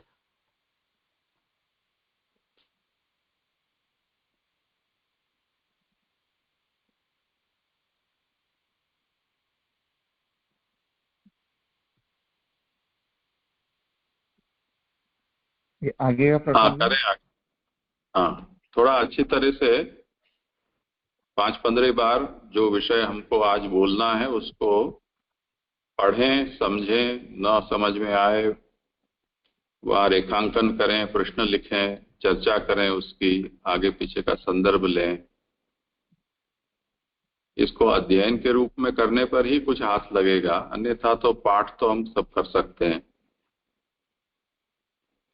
पाठ भी करने में जो विषय नहीं समझ में आता हो उसको हमें पूछना चाहिए।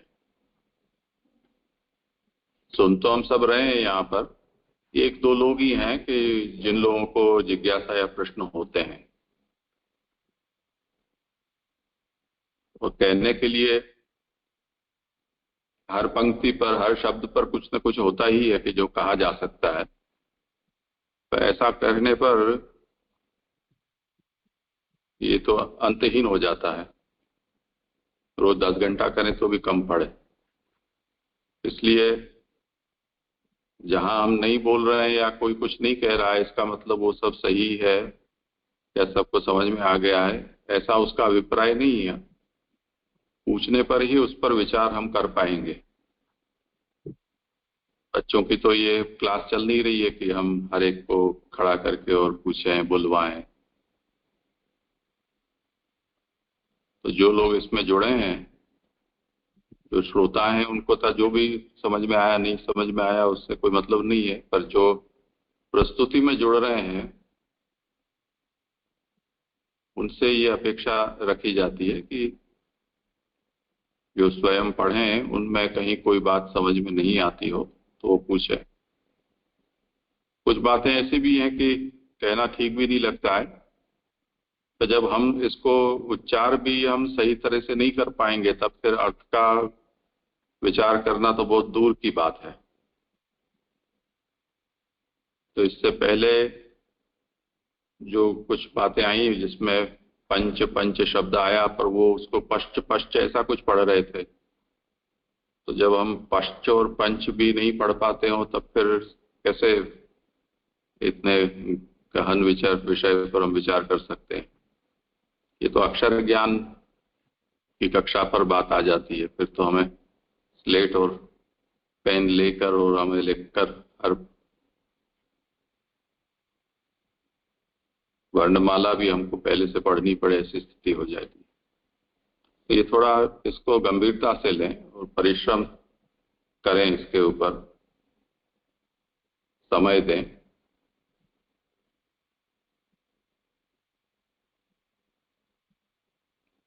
छपाई में कहीं कुछ गड़बड़ी हो उसको तो हम समझ सकते हैं, पर कम से कम जो छपा हुआ है उसको हम शुद्ध शुद्ध पढ़ भी दें, तब उसके अर्थ का हम विचार कर पाएंगे। पर यदि हम उसको पढ़ भी ना पाते हों तब अर्थ विचार करने में तो ज्यादा जटिलता हो जाएगी।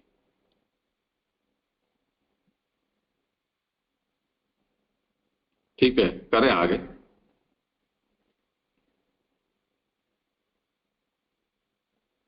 जी जी बिल्कुल। अभी आपको मैं बिल्कुल पूरी तरीके से पूरा ध्यान दूंगा। इस दूसरे प्रकरण में नारद को अधिकारी और श्रोता को चिंताकुल बताया है, इसलिए ये मध्यमाधिकारी हैं। नारदादि में वैराग्य नहीं होने से इन्हें मध्यम अधिकारी की श्रेणी में माना गया। नारद में ज्ञान तो पूर्ण रूप से था, पर वैराग्य का अभाव था। सूत जी को शब्दतः ज्ञान था, अर्थतः नहीं।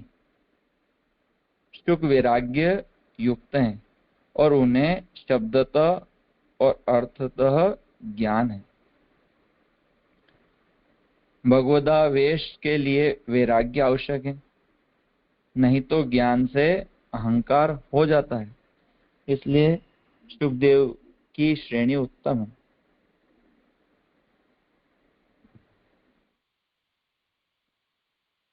अब इस प्रकरण में जो आया है, नारद जी को अधिकारी और श्रोता को चिंताकुल इसलिए बताया क्योंकि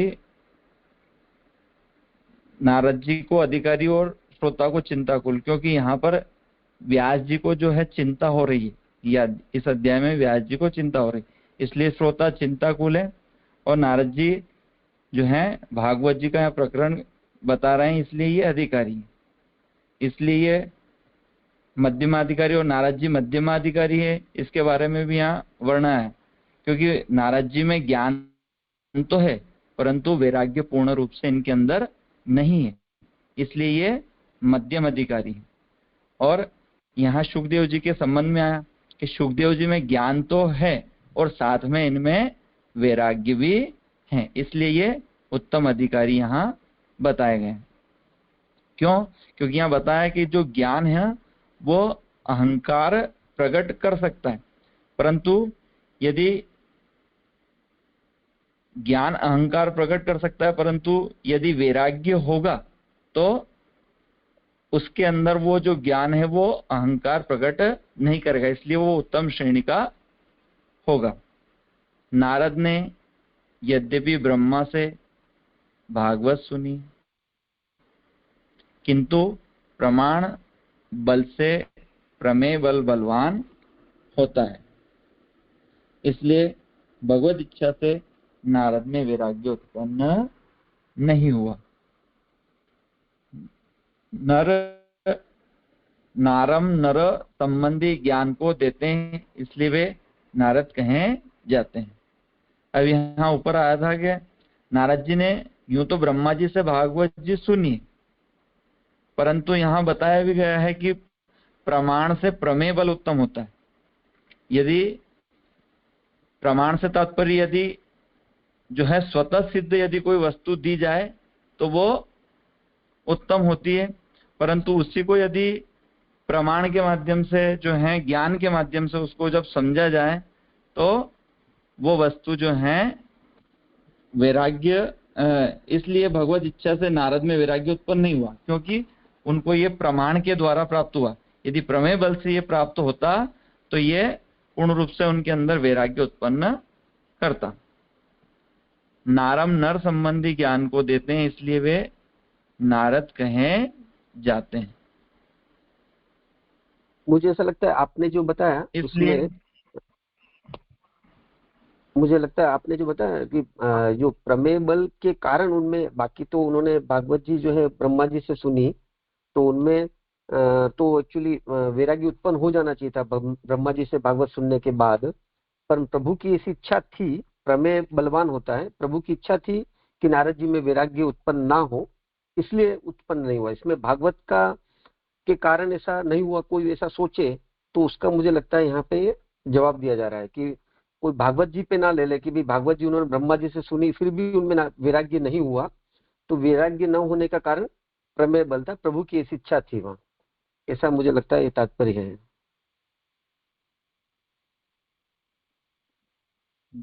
नहीं, सही है, प्रभु इच्छा थी, सही, भगवत इच्छा से नारद में वैराग्य उत्पन्न नहीं हुआ, ये प्रभु की इच्छा थी, इस कारण से ऐसा हुआ।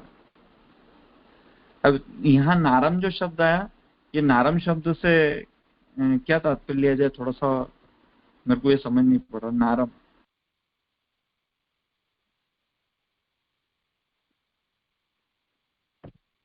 कि जैसे भरत का भारत हुआ, भारत से संबंधित हो वो भारत, इसी तरह नर से संबंधित हो वो नार, और नार और द यानी देने वाला।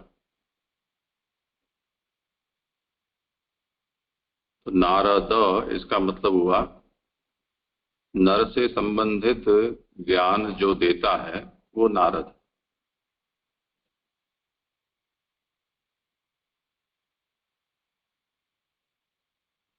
जी जी। नारम नर संबंधी ज्ञान को देते हैं, इसलिए वे नारद कहे जाते हैं। इसलिए ज्ञान दान में नारद का अधिकार है। यह बात अध्याय की समाप्ति पर स्पष्ट हो जाएगी। तो कहने का अभिप्राय यह है कि यद्यपि नारद जी को उत्तमाधिकारी मानना चाहिए था, किंतु भगवत इच्छा से उनमें वैराग्य उत्पन्न नहीं हुआ, इसलिए उक्त गुणों के कारण उन्हें मध्यमा अधिकारी की श्रेणी में ही लिया गया है। यूं यदि देखा जाए तो नारद जी को उत्तमाधिकारी मानना चाहिए था, इसमें बताया गया, परंतु प्रभु की ऐसी इच्छा थी कि उनके अंदर जो है वैराग्य उत्पन्न नहीं हो। तो ये प्रभु की इच्छा से ये कार्य हुआ, इसलिए वे मध्यमाधिकार की श्रेणी में आए हैं। अब चौथे अध्याय में तो उत्तम प्रक्रिया के वक्ता शुक में वैराग्य का होना कहा गया है। अध्याय आभासार्थ। इस तरह पूर्व प्रकरण में अपने अधिकार के अनुसार शास्त्रार्थ का निरूपण किया। वहां मूल रूप से भागवत को कहा गया है। जिस भागवत के सुनने में सूत को इस प्रकार के भागवतार्थ का ज्ञान हुआ, वही भागवत हमको भी सुनना चाहिए। इसी अभिप्राय से शौनक सूत जी से पूछते हैं, यह बात व्यास जी कहते हैं। अब यहाँ व्यास जी का वचन है, व्यास उवाच इति ब्रुवाणाम संस्तूय मुनीनाम दीर्घ सत्रीणाम।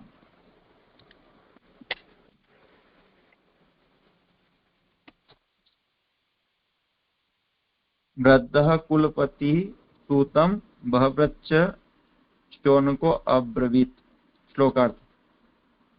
व्यास जी ने कहा, इस प्रकार कहते हुए सूत जी अच्छे रूप में प्रशंसा कर दीर्घ शस्त्रारंभ करने वाले मुनियों में वृद्ध और ऋषि कुल के नियामक ऋग्वेदी शौनक बोले।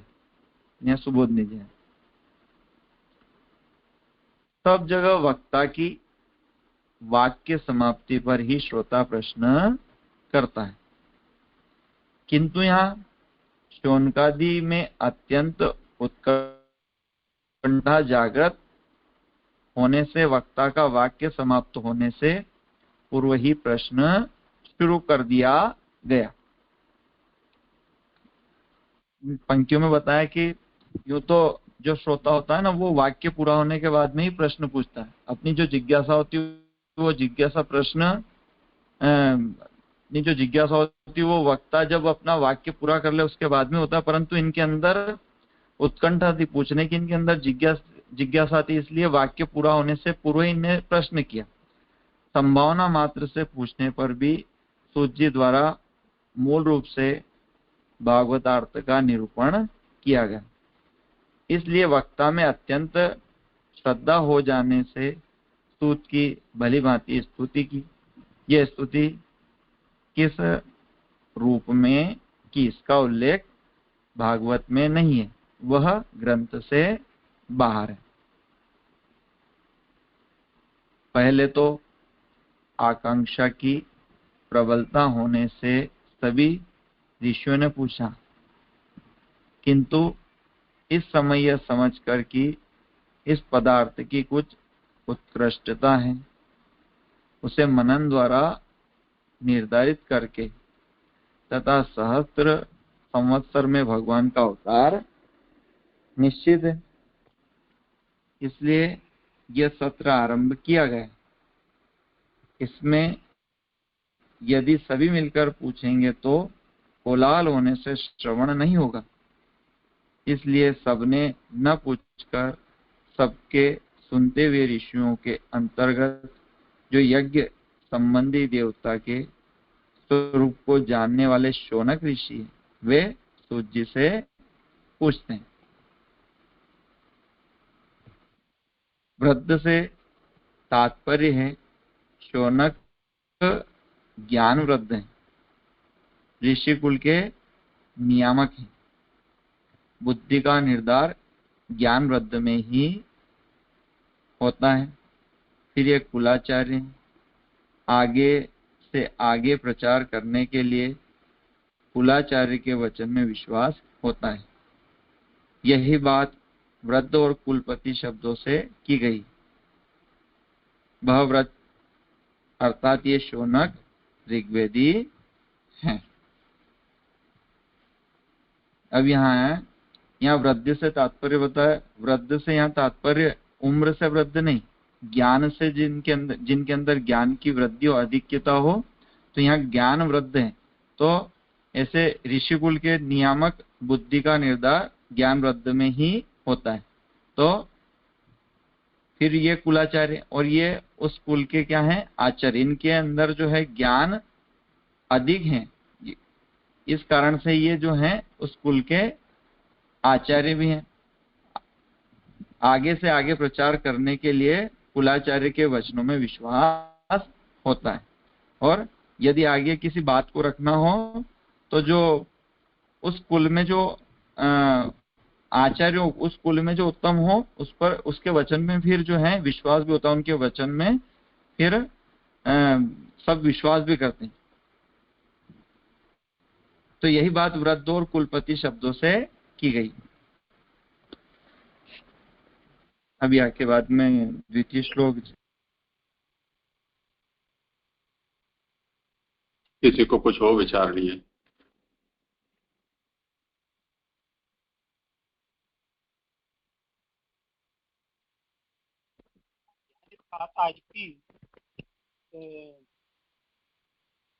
आपकी आवाज नहीं आ रही।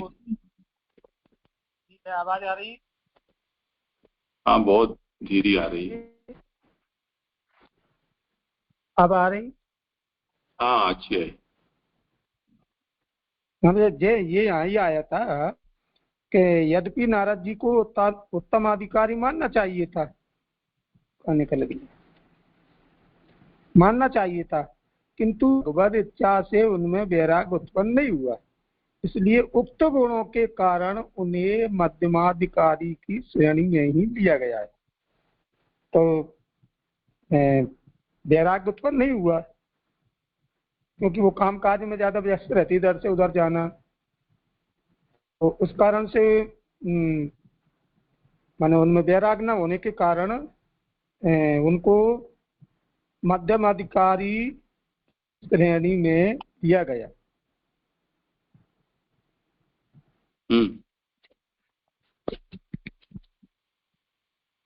ठीक है।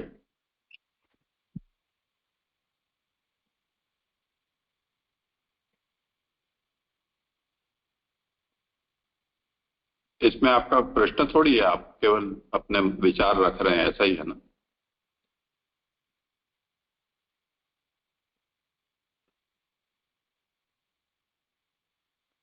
हाँ, मेरा प्रश्न ये है कि ये उत्तमाधिकारी न होने का जो कारण बताए भगवद इच्छा, वो न मान के उनका जो प्रोफेशन था, जो ये अभी बोला नहीं इन्होंने कि इधर से उधर जाना, यानी वो चलायमान रहते थे करके उनमें वैराग्य प्रबल नहीं हुआ, तो यहाँ भगवद इच्छा का इंगित क्यों कर रहे हैं वो समझ में नहीं आ रही है। फिर तो सूत जी में भी हीन अधिकारी है, उसमें भी तो भगवद इच्छा की वजह से ही तो वो हीन अधिकारी है ना। फिर वो यहाँ भगवद इच्छा को ये क्यों कर रहे हैं, सेंटर पॉइंट कर रहे हैं, वही मेरा प्रश्न है।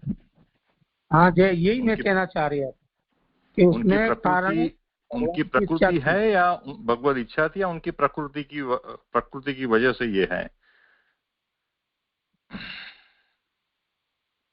नहीं, वो तो यहाँ पे बताया ना, महाप्रभु जी ने भागवतार्थ में कह दिया भगवत इच्छा है, भगवत इच्छा ही कारण है वैराग्य नहीं उत्पन्न होने का।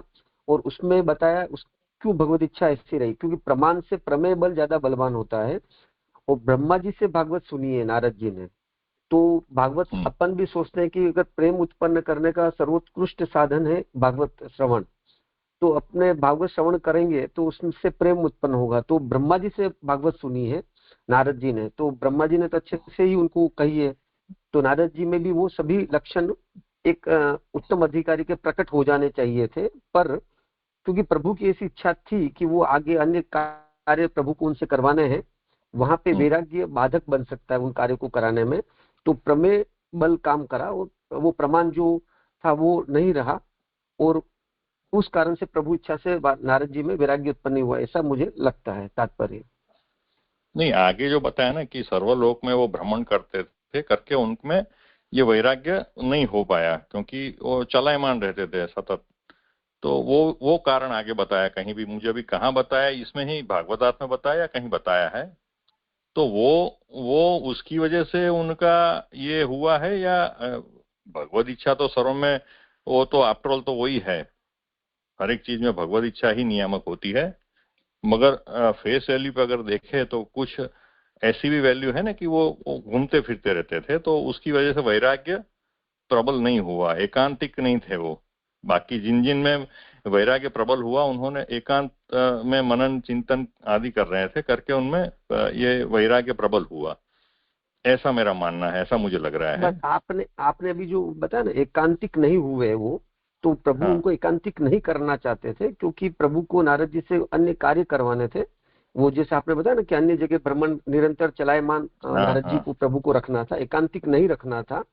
इस कारण से प्रभु ने वो इच्छा से, प्रभु की वो इच्छा वहां पे कार्य करी, वो नारद जी में वैराग्य प्रकट नहीं हुआ। नहीं तो वैराग्य हो जाता तो एकांतिक हो जाते, तो अन्य कार्य में फिर बाध आ जाता, तो वो कार्य करवाने के उद्देश्य से।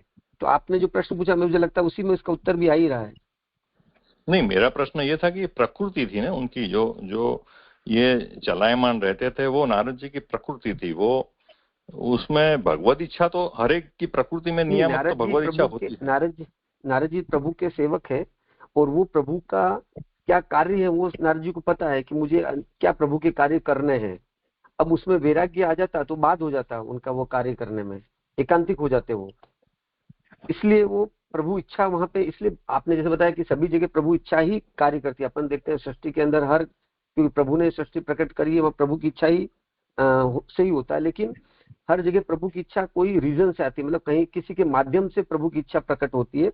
पर यहाँ पे महाप्रभु जी ने बताया प्रमेय बल काम करा, यानी सीधी प्रभु ने वो इच्छा करी, अन्य माध्यम प्रभु ने वहां पर नहीं सेलेक्ट किया। मेरे केस में अगर कोई इच्छा हो रही है तो कोई को माध्यम बना रहे हैं, किसी और के थ्रू हो रहा है, तो ऐसे अन्य के माध्यम से प्रभु इच्छा इंगित हो रही है। पर नारद जी के केस में स्वयं प्रभु ने वो इच्छा रखी कि वैराग्य उत्पन्न ना हो, इसलिए वहां पे महाप्रभु जी बोल रहे हैं प्रमेय बल बलवान है प्रमाण बल की तुलना में।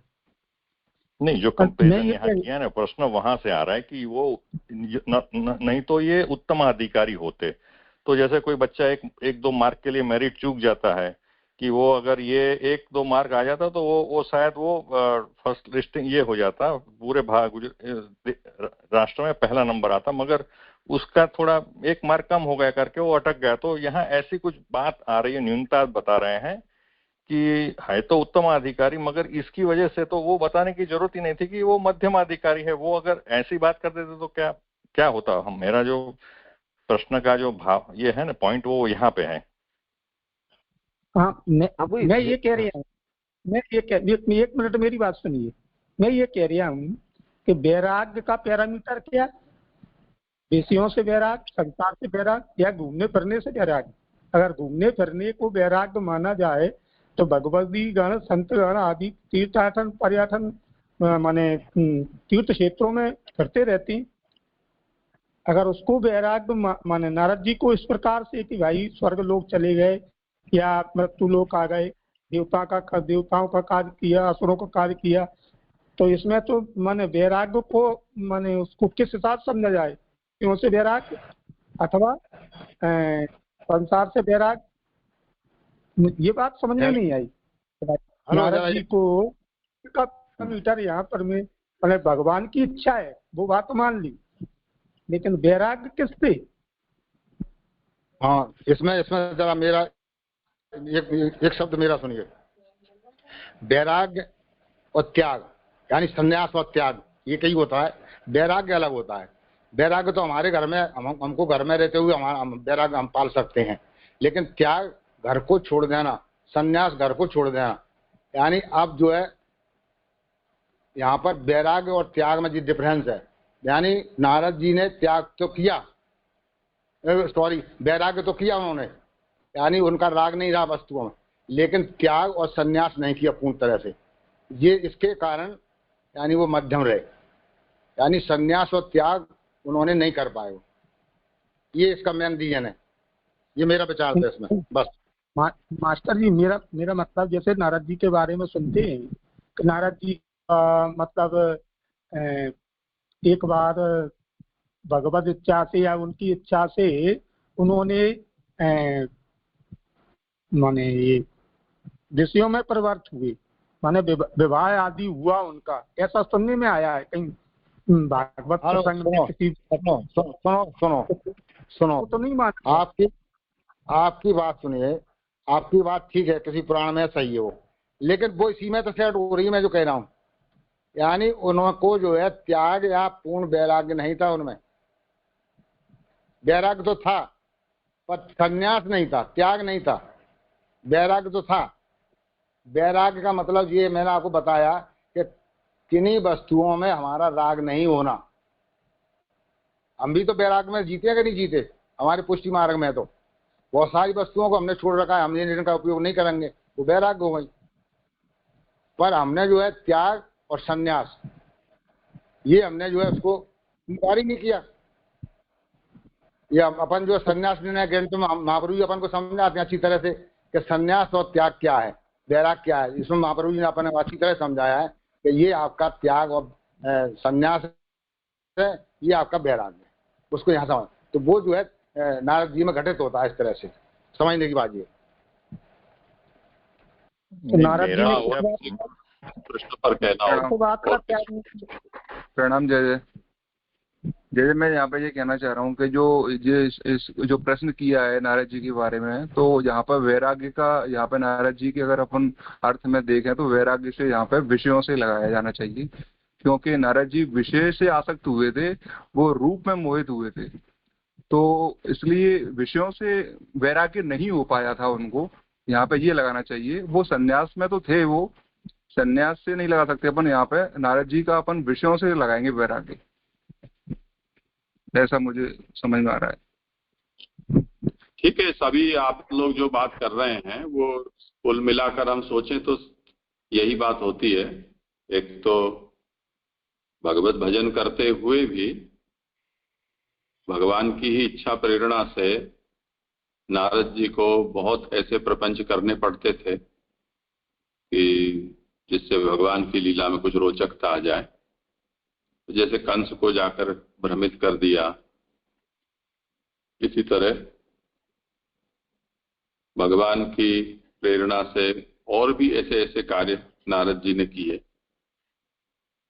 जैसे ब्रह्मा जी के मानस पुत्रों में सृष्टि को आगे बढ़ाने के लिए उन्होंने मानस पुत्रों को प्रकट किया, पर वो मानस पुत्र सृष्टि के कार्य में लगने के बजाय भगवत भजन में एकांत में लग गए। परंतु ऐसा नारद जी के किस्से में नहीं हो पाया। वो लीला संबंधी ही सही, बहुत से अन्य कार्य में भी वो व्यापृत रहे, और इसीलिए उन्होंने देवर्षि का अधिकार भी प्राप्त किया, उसको ठुकराया नहीं। तो ये देवर्षि का अधिकार प्राप्त करना वो भी वैराग्य से विपरीत है। दूसरा, भगवत भजन से अतिरिक्त अनेक कार्यों को करना वो भी वैराग्य से विपरीत है। तीसरा, आप लोगों ने कहा जिस तरह से कि उनको विवाह की इच्छा हुई और उन्होंने भगवान से ये कहा कि मुझे हरि के जैसा रूप दें, और भगवान ने फिर उनको हरि का एक अर्थ बंदर भी होता है, तो बंदर जैसा मुंह कर दिया और उनकी बड़ी हंसी खिल्ली उड़ी समग्र सृष्टि में। तो ये सब बातें उनके वैराग्य से विपरीत जाती हैं, इसलिए उनको यहाँ पर उत्तमाधिकारी में न लेकर मध्यमाधिकारी में लिया गया है।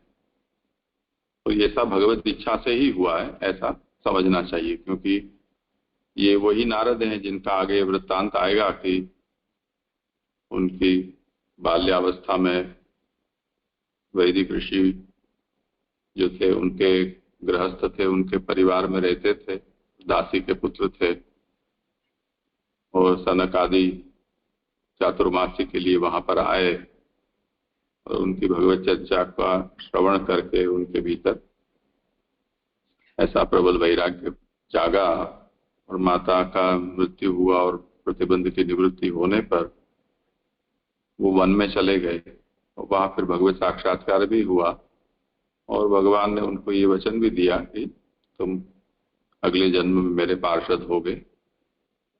तो ये सब जो बातें आगे आती हैं उनसे उनके ऊपर भगवान की परम कृपा है, ये भी पता चलता है, पर साथ साथ वैराग्य की पूर्णता उनमें नहीं है, ये भी इन सब वृत्तांतों से पता चलता है। तो महाप्रभु उस दृष्टि से नारद जी और व्यास को वैराग्य नहीं होने के कारण मध्यम अधिकार में कहते हैं, और वो मध्यम होने का कारण ये है कि जब तक वैराग्य नहीं होता है पूर्ण, तब तक भगवद आवेश नहीं हो सकता है। तो भगवद आवेश है वो तो भगवद भक्ति में बड़ी सिद्धि है, तो उसके बिना और सभी भी योग्यताएं वो शून्य बराबर हो जाती है। इस अभिप्राय से यहाँ ये कहा गया।